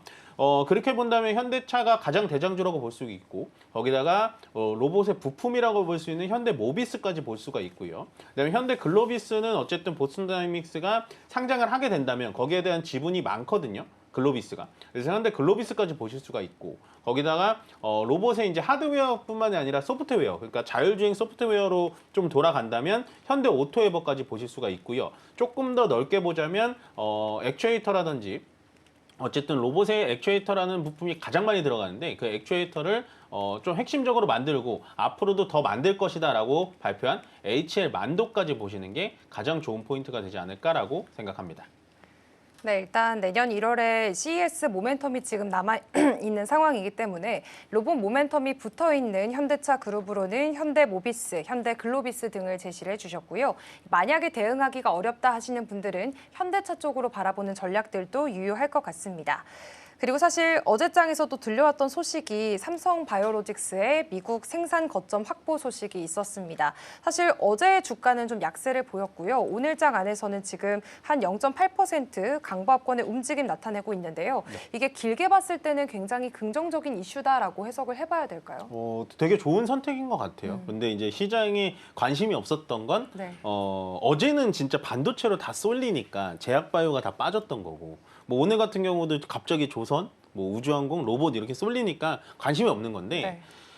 저는 삼성바이오로직스가 굉장히 재빠르게 잘 움직였다라고 보여집니다. 용량도 보니까 한 6만 리터 정도 되면 제가 이제 그쪽에 이제 계신 분들에게 물어보니까 뭐 중소형 정도의 그 용량이라고 하더라고요. 그래서 나쁘지 않다라고 말씀을 했고 거기다 지금 삼성바이오로직스의 매출 비중이 한 40% 정도가 미국향이거든요. 네. 그렇게 되면은 지금 미국향에 대해서 뭐가 문제입니까? 15%의 관세가 지금 좀 부담인 거예요. 근데 요것도 좀 제가 알아보다 보니까 그 15%의 관세가 삼성바이오로직스한테 매기는 거지만 그 삼성바이오로직스에 의뢰한 고객사들에게 좀 부담이 지어진다라고 하더라고요. 그래서 기존의 삼성바이오로직스와 거래를 했던 고객사들이 현재는 바이오로직스와 이번 계약까지만 종료하고 미국의 CDMO 공장이 있는 데로 많이 이동을 하고 있다는 얘기가 들려오고 있습니다. 그래서 아마도 삼성바이오로직스가 전초 기지로 일단은 GSK의 6만 리터 CDMO 공장을 인수를 해서 빠르게 좀 대응을 해가는 것 같기 때문에요. 저는 삼성바이오로직스에 대해서는 좀 긍정적으로 말씀을 드리는 게 일단은 관세에 대해서도 일단 이렇게 방어를 하고 그 다음에 이제 생보법이라고 하죠. 생물보안법이 만약에 미국 의회에서 통과가 된다면 현재 삼성바이오로직스의 가장 큰 경쟁사 격인 중국의 우시바이오로직스에게는 글로벌 제약사들이 이제는 CDMO를 맡길 수가 없는 겁니다. 그렇게 된다면 삼성바이오로직스한테 많은 물량이 좀 가게 될 것 같고요. 뭐 이렇게 보시는 분들도 있어요. 그렇게 되면 스위스 론자라든지 아니면은 현재 미국 내에 있는 CDMO 우수의 CDMO 기업들이 많은데 그 기업들한테 넘어가지 않을까라고 하는데요. 삼성바이오로직스는 역시나 가성비라고 볼 수가 있죠. 빠르게 만들어줄 수 있고 싸게 만들어줄 수 있기 때문에 저는 이번에 메릴랜드의 전초 기지를 굉장히 잘 세웠다라고 생각을 하고 거기에 따라서 분명히 주가에는 반영이 나중에라도 될 것이다라고 정리드리겠습니다. 네, 일단 지금 시장의 시선이 다른 쪽으로 쏠려 있기 때문에 비교적 오늘도 바이오주들이 약간은 소외받는 모습들이 보여지고 있고요. 다만 이번에 삼성바이오로직스의 GSK 미국 현지 공장 인수는 여전히 긍정적이다라는 시선을 주셨습니다. 현재 삼성바이오로직스 0.8%가량 오르면서 강보합권의 불 지켜내는 모습 확인이 되고 있습니다. 코스피와 코스닥 양시장 모두 0.5%, 0.09% 상승불 켜져 있는 상황이고요. 여전히 외국인 투자자들은 발을 빼고 있고 기관 쪽은 그래도 양시장 모두에서 매수세가 들어오고 있는 모습 확인이 되고 있습니다. 오늘 스탁포인트는 여기서 마무리하도록 하겠습니다. SCTV 이민 전문가와 함께했습니다. 고맙습니다. 네, 고맙습니다.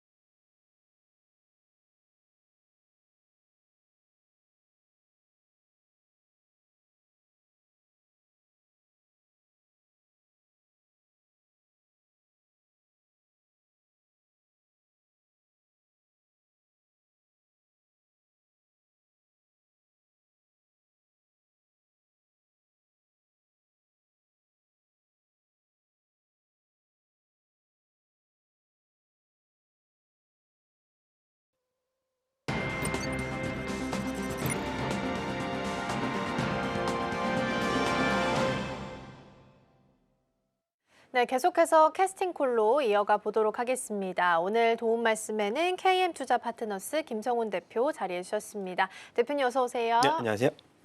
네, 오늘 우리 시장 분위기 먼저 확인을 좀 해볼 텐데요. 오늘 양시장 좀 엇갈리면서 흘러가고 있고요. 코스피가 강보합 지키고 있지만 코스닥은 0.06% 떨어지고 있습니다. 외국인 투자자가 지금 코스피 시장에는 개장 초반에 좀 들어오고 있고요. 코스닥은 빼고 있는 분위기라서 어제 개장 초반이랑 분위기 좀 비슷한 것 같기는 합니다. 선물 쪽에서는 한 1,000계약 정도 플러스권 지켜 있습니다. 일단 전반적인 개장 분위기 어떻게 해석을 하고 계실까요? 네, 뭐 오늘도 그래도 삼성전자가 강보합권 0.8% 정도 상승에 나서면서 지금 코스피 같은 경우는 4,100선 위에서 이제 외국인 매수세가 그래도 들어오는지를 우리가 한번 봐야 될 것 같은데 항상 4,200 근처만 가면은 네. 외국인들의 도움을 좀 못 받았던 코스피이기 때문에 이번에 삼성전자의 또 잠정 실적 발표라든가 연말 랠리 또 기대감들이 외국인들의 이 포지션 변화가 또 절실한 상황입니다. 뭐 오늘 같은 경우 코스닥도 음봉 전환을 하긴 했지만은 940선에 대한 돌파 가능성들이 수면 위로 떠오르면서 외국인들이 최근에는 또 코스닥 중심으로서 매기가 또 집중되는 모습 보여주고 있는데 코스닥 같은 경우는 2차 전지의 회복이 조금 더 절실한 상황으로 보여주고 있어서 다시 주도주로의 성격이 2차 전지나 바이오 쪽으로 한동안은 뭐 중소형주 쪽인 뭐 오늘은 사실 이 우주와 관련된 뭐 인공위성 관련주들이 조금 이제 차익 실현이 나와주고 있는 상황이라서 저는 일단은 결국은 환율이 이제 국내 시장에서 외국인들이 주가에 뭐 삼성전자를 비롯해서 반도체에 대한 실적의 기대감들이 좀 더 높은 상황에서 외국인들이 환율에 대한 또 환차손을 좀 이겨내야 된다고 보는데 저는 충분히 이겨낼 수 있다고 보고 있는 상황이라서 지금으로서는 이제 느녀몰이었던 1,400에서 1,400, 1,500원대의 환율에 대해서는 그래도 환율보다는 이제는 실적에 대한 모멘텀 쪽으로 한번 가야 되지 않을까라고 보고 있고요. 하반기 들어서 모멘텀 장이 계속 펼쳐지고 있기 때문에 지금 시장에서는 삼성전자, 하이닉스를 비롯해서 모멘텀 플레이가 계속되고 있는 섹터 중심으로서 우리가 투자의 포트폴리오를 조금씩 이동해도 될 만한 시장 아닌가라고 생각합니다. 근데 이제 연말이다 보니까 좀 더 전략 세우기는 어렵지 않나라는 생각이 듭니다. 그중 하나가 이제 대주주 양도세 부분이 아닐까 싶은데 이제 26일까지 양도세 회피 물량이 나올 수 있지 않을까 싶습니다. 이때까지 팔아야지 이제 30일 명부에서 삭제되는 거기 때문에 아마 26일까지는 조금 변동성이 있지 않을까 싶어서 그것까지 확인을 하고 매수를 좀 공격적으로 들어가야 될지 전략 어떻게 포지션 좀 잡을까요? 뭐 어제 좀 보여줬다고 봅니다. 왜냐하면 어제? 시장 같은 경우는 네네. 이제 SK하이닉스를 필두로 해서 리스크가 일정 부분 완화됐다고 저는 생각이 되고요. 근데 이제 섹터별로 이제 차별화가 워낙 네. 심해졌기 때문에 네. 사실 삼성전자 같은 경우는 지금 HBM4 콜테스트 제일 또 성능이 좋다는 뉴스도 나왔었고 네. 뭐 엔비디아 중국 H200 또 수출 또 검토 소식. 근데 중국이 이것을 받아줘야지 될지 그것까지 이제 하나의 포인트로 우리가 잡고 대응해야 되겠지만은 어느 정도 그것이 수용했기 때문에 지금 검토 소식이 나올 것 같아요. 그래서 그 부분에 대한 리스크가 좀 완화가 됐다. 사실은 우리나라 시장의 가장 큰 부분을 차지하고 있는 반도체 리스크가 굉장히 적어졌다는 그 하나만으로도 시장에서는 모멘텀적인 요소, 외국인들의 또 수급적인 유입 이런 것들이 네. 조금 더 상방향으로 열려 있다고 저는 긍정적인 역할을 계속 말씀을 드려야 될 것 같은데 네. 시장도 사실 테마주 형식으로 어저께까지 굉장히 강세를 보였지만 오늘 같은 경우는 기존의 주도주가 이제 뭐 트럼프의 또 이제 그 관련된 이제 조선 관련 언급도 있었지만 네. 예, 프리깃 언급도 있었지만 그런 부분들 좋은 요소가 나올 때 이게 반응을 한다는 게 중요하거든요. 그래서 그런 부분 봤을 때는 이제는 기존 주도주와 이 반도체 전차 군단의 합심이 또 코스피 지수의 눈여모를 한 번 더 열어줄 것이다. 저는 그렇게 생각하고 있습니다.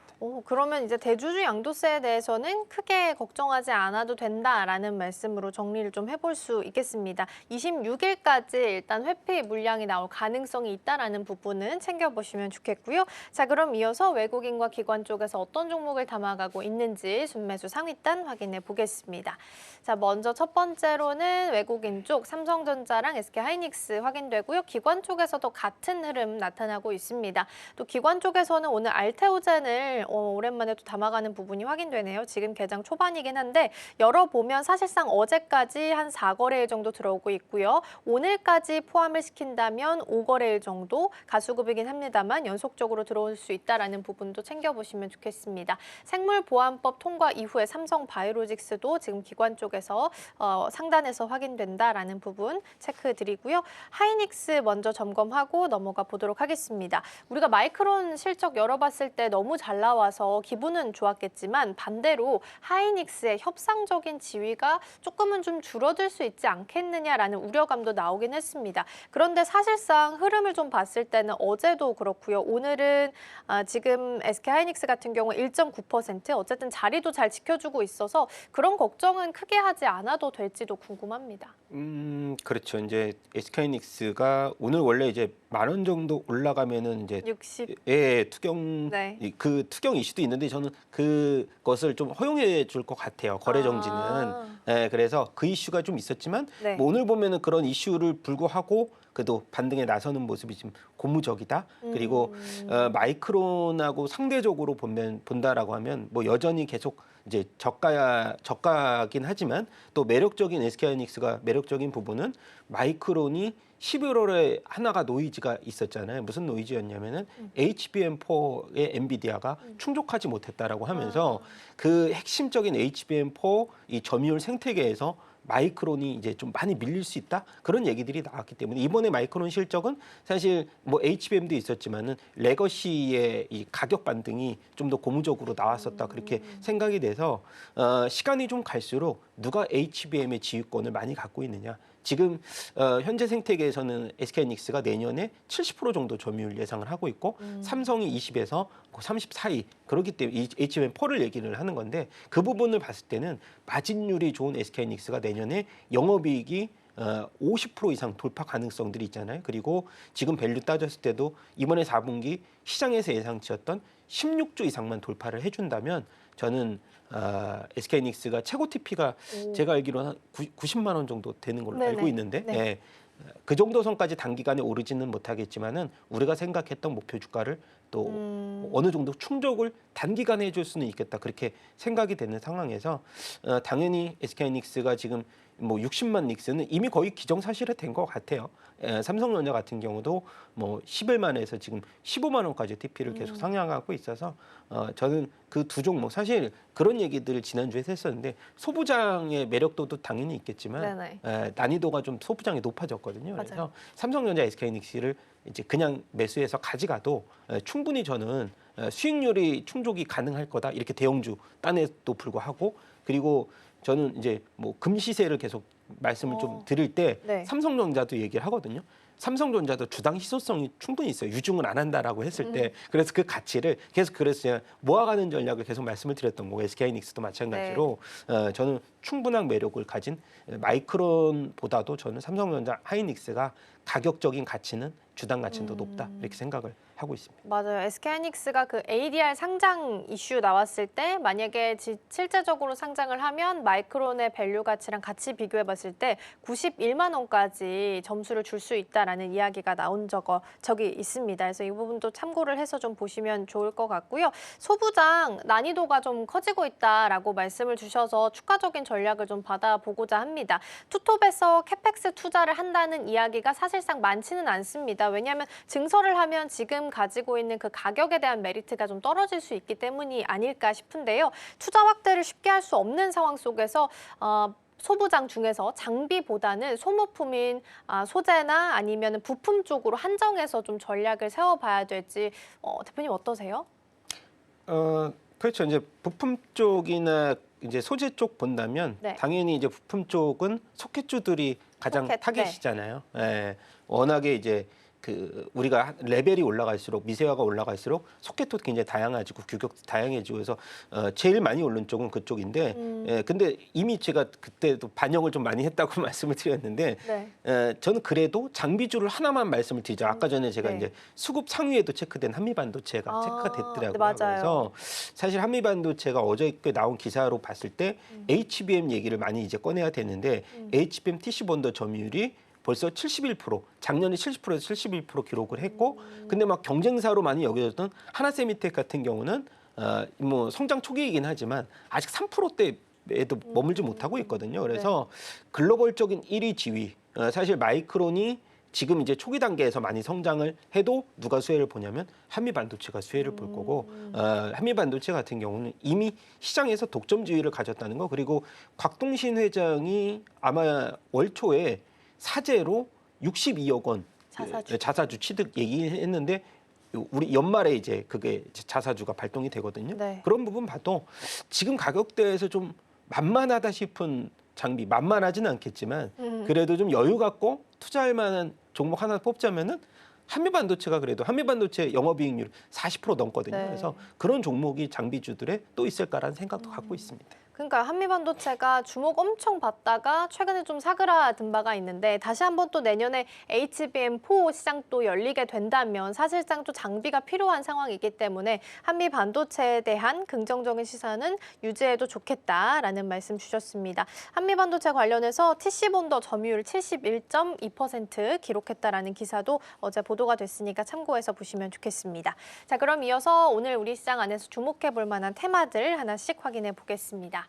자, 일단 첫 번째는 조선 열어보겠습니다. 오늘 아침에 이제 트럼프 대통령의 발언이 있었죠. 황금 함대를 만들겠다라고 이야기를 했고 한국과 협력을 할 건데 한화라는 기업이 콕 집어서 언급이 된 상태입니다. 프리장부터 일단 한화 오션 쪽에서 필리조선소 지분 가지고 있기 때문에 강세 보였고요. 한화 시스템도 마찬가지였습니다. 그래서 이러한 부분들 점검해 보도록 하겠고요. 두 번째 열어보겠습니다.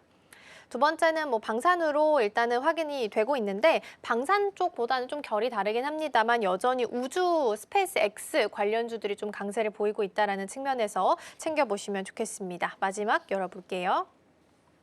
마지막은 스테이블 코인입니다. 어제 이제 디지털 자산법과 관련한 간담회 이슈도 있었긴 했습니다. 정부안 발의는 내년 초까지 갈 거다라는 이야기가 나오곤 있지만 어쨌든 전반적으로 한 걸음 떼고 있다라는 측면에서 시장은 좀 긍정적으로 보고 있는 것 같습니다. 스테이블 코인까지 세 가지 일단 출연은 받고요. 오늘 개장하고 나서 움직였던 쪽 중에 하나가 또 양자 쪽도 있었습니다. 양자 같은 경우에는 디웨이브 퀀텀이 CES 2026에 참가한다라는 소식 속에서 어제 20%대 급등이 있어서 여기에 영향을 좀 받은 것으로 보이고요. 추가적으로 오늘 또 올라오고 있는 쪽에서 로봇 확인이 좀 되고 있어서 로봇까지 같이 챙겨보도록 하겠습니다. 자, 일단 오늘 눈에 띄는 것 중 하나가 조선이라서 조선 쪽부터 출발을 좀 해보겠습니다.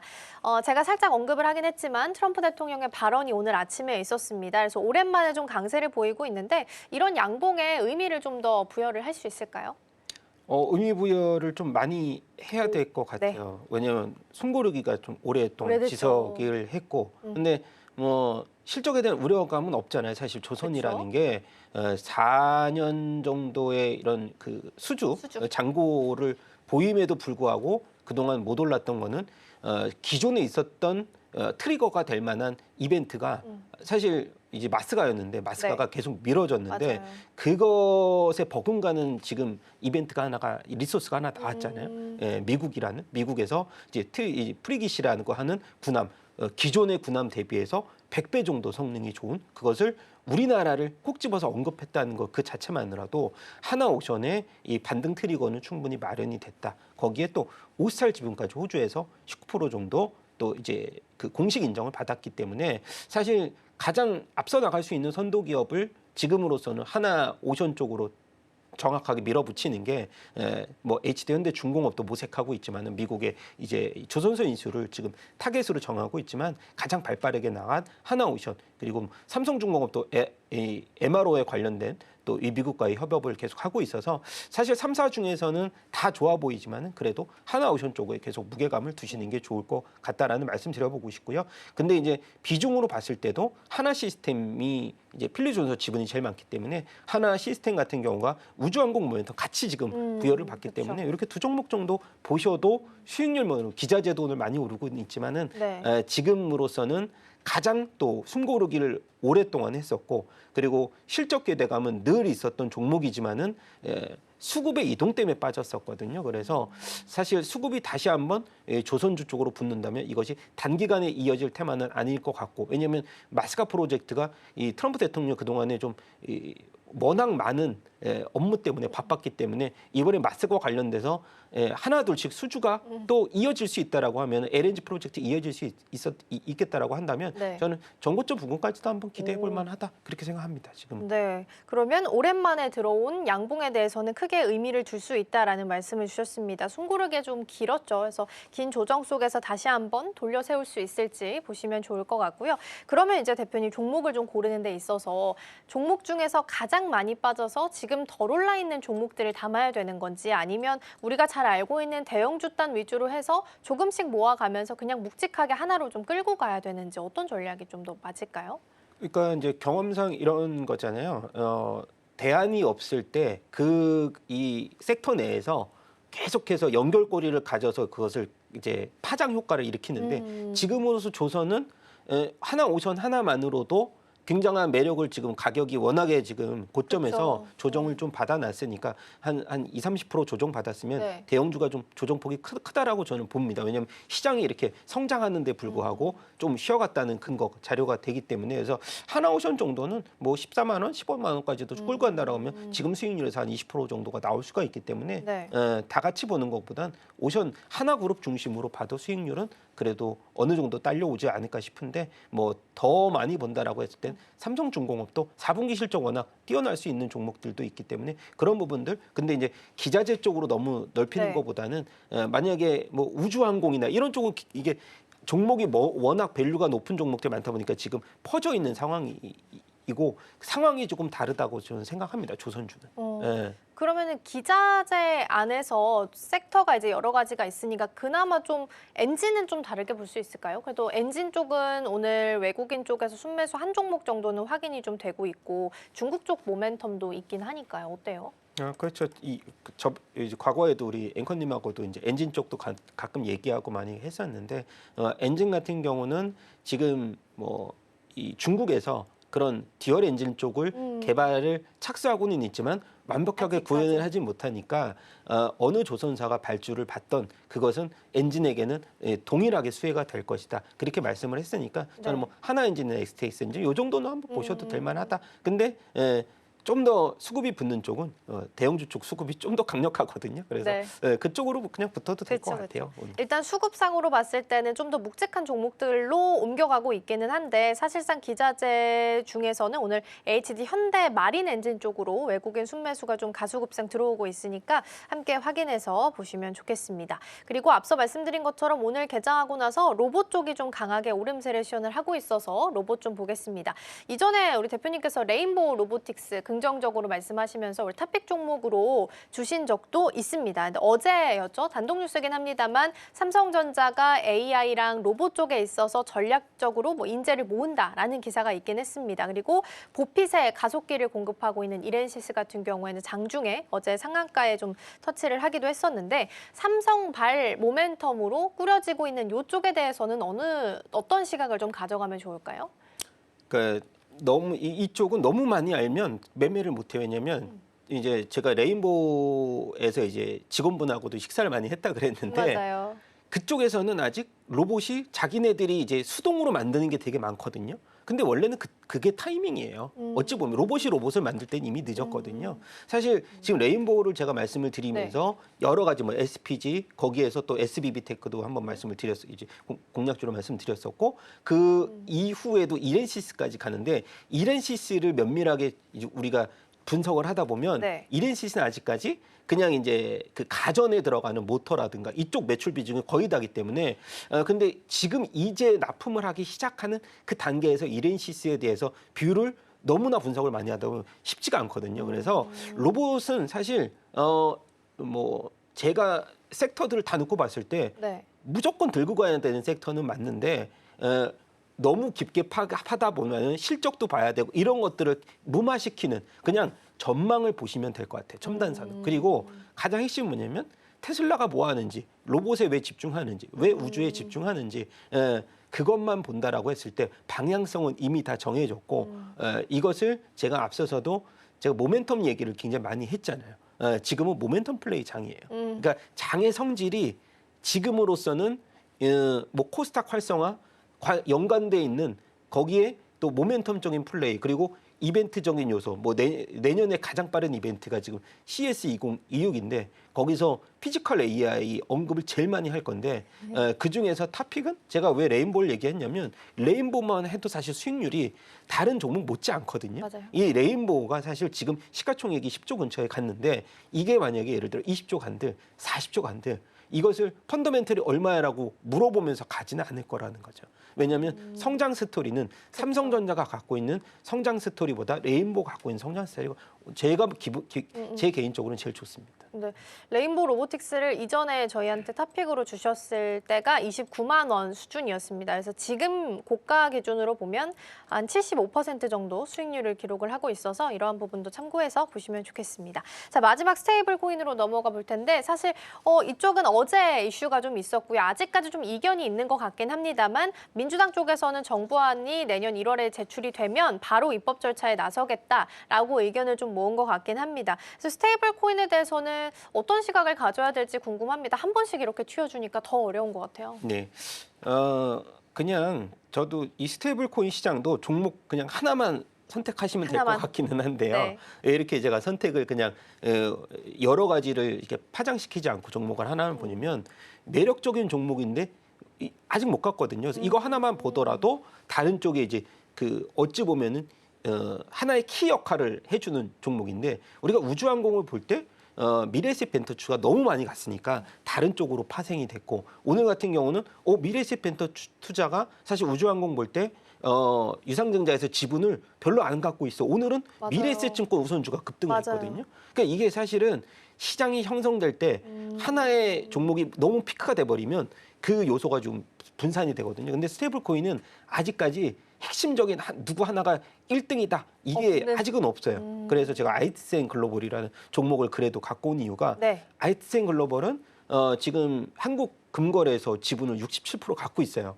워낙 금 시세가 지금 자고 일어나면 신고가를 연출하고 있고 뭐 어제 같은 경우는 은 가격이 제일 많이 오르긴 했지만 금에 대한 희소성은 사실 금리 인하, 달러 약세, 인플레이션 뭐 다 들어가니까 네. 언제까지 이게 급등을 할지는 모르지만 아이트센 글로벌이 3분기에 역대급 실적을 냈어요. 영업이익이. 그리고 4분기에 무려 3분기가 지금 영업이익이 600억 나왔는데 1,300억 얘기가 나와요. 4분기만.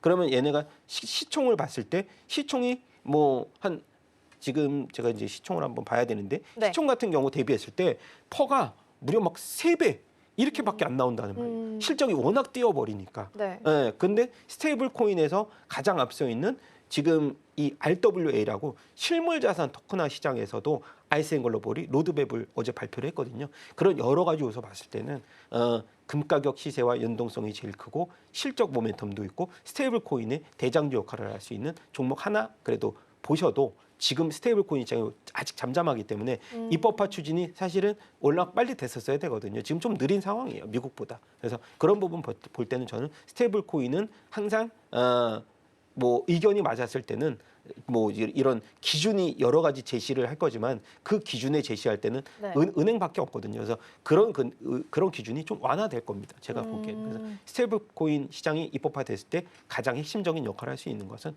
몇몇 종목이 거론되지만 지금으로선 펀더멘탈과 모멘텀 플레이 될 수 있는 아이스테인 글로벌을 탑픽으로 제시를 해야 될 것 같습니다. 네, 스테이블 코인 쪽은 뉴스가 나올 때마다 한 번씩 탁탁 튀어주긴 하는데 그럴 때마다 그 포인트를 찾는 게 사실 좀 어렵긴 하죠. 그래서 이 섹터 안에서도 한 종목을 보는 게 좋겠다라면서 IT생 글로벌 오늘 탑픽 종목으로 좀 주셨고요. 일단 지금 한 6.6% 정도 상승세를 좀 시연을 하고 있는 상황입니다. 그래서 오늘 고점이 지금 37,700원까지 나온 상황이고요.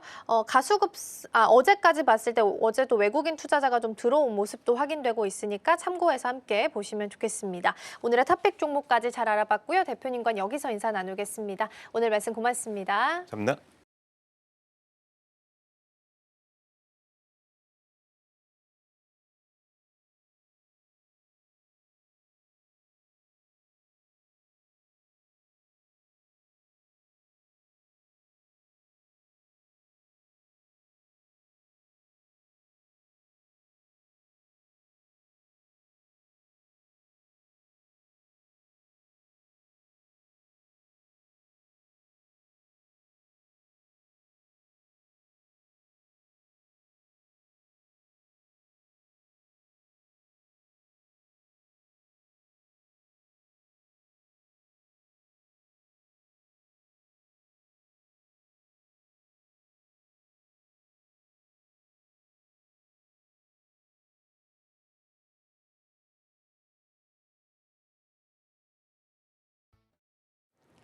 네, 이 시각 시장 상황 한번 체크해 보겠습니다. 간밤 뉴욕 증시에서는 엔비디아의 H200 칩이 내년 2월 중으로 중국에 수출이 허용될 수 있다라는 보도가 나오면서 AI 훈풍이 돌았고요. 시장의 열기가 다시 좀 끌어올려졌습니다. 산타랠리를 계속 기대해 볼 수 있으려나 싶겠는데요. 한편 어제 우리 시장은 양 지수가 탄력적인 상승이 나왔습니다. 특히 코스피에서는 외국인들이 다시 돌아오게 되면서 의미 있는 반등을 만들어냈는데요. 다만 원달러 환율은 계속해서 부담으로 좀 작용하고 있습니다. 1,480원대를 계속 유지하면서 여전히 좀 리스크가 되고 있는데요. 일단은 지수 상황부터 체크하면서 현재 분위기 살펴보겠습니다. 자, 양 지수가 일단은 현재 다른 온도를 좀 보여주고 있습니다. 함께 상승 출발하기는 했지만요. 코스피는 상승세를 계속 유지하면서 4,135선에서 움직이고 있습니다. 0.72% 오르고 있는데요. 반면 코스닥은 상승 출발했지만 하락 쪽으로 방향을 틀면서 923선에서 움직이고 있습니다. 0.62% 내리는 분위기가 현재 연출이 되고 있습니다. 자, 그렇다면 수급 상황으로 이동해 보도록 하겠습니다. 코스피 매매 동향부터 살펴볼 텐데요. 어제와 오늘 모두 지금 외국인과 기관 쪽에서 매수세가 좀 쌍끌이 매수가 좀 들어오고 있습니다. 합쳐서 지금 3천억 원 넘는 매수 물량이 좀 들어오고 있고요. 반면에 개인 같은 경우에는 4천억 원 넘게 덜어내면서 다른 분위기가 좀 연출이 되고 있습니다. 자, 그렇다면 코스닥 매매 동향으로 이동해 보도록 하겠습니다. 네, 코스닥은 일단은 외국인이 홀로 지금 팔자세 보이고 있습니다. 1,000억 원 넘게 물량을 덜어내고 있는 흐름들이고요. 기관이 지금 매수로 전환을 하게 됐습니다. 개인과 함께 물량 담아내고 있고 개인 같은 경우에는 1,550억 원가량 현재 사자세 흐름 보여주고 있습니다. 자, 그렇다면 오늘 상승하는 업종은 어떤 것들이 있는지 먼저 코스피부터 살펴보도록 하겠습니다. 오늘 일단 증권 쪽이 2%대 그리고 보험까지도 2%대의 강세 흐름들이 나오고 있습니다. 운수장비는 1.39% 오르고 있는데요. 이 안에서는 오늘 조선주들이 흐름이 좋다라는 점들이 체크가 되고 있습니다.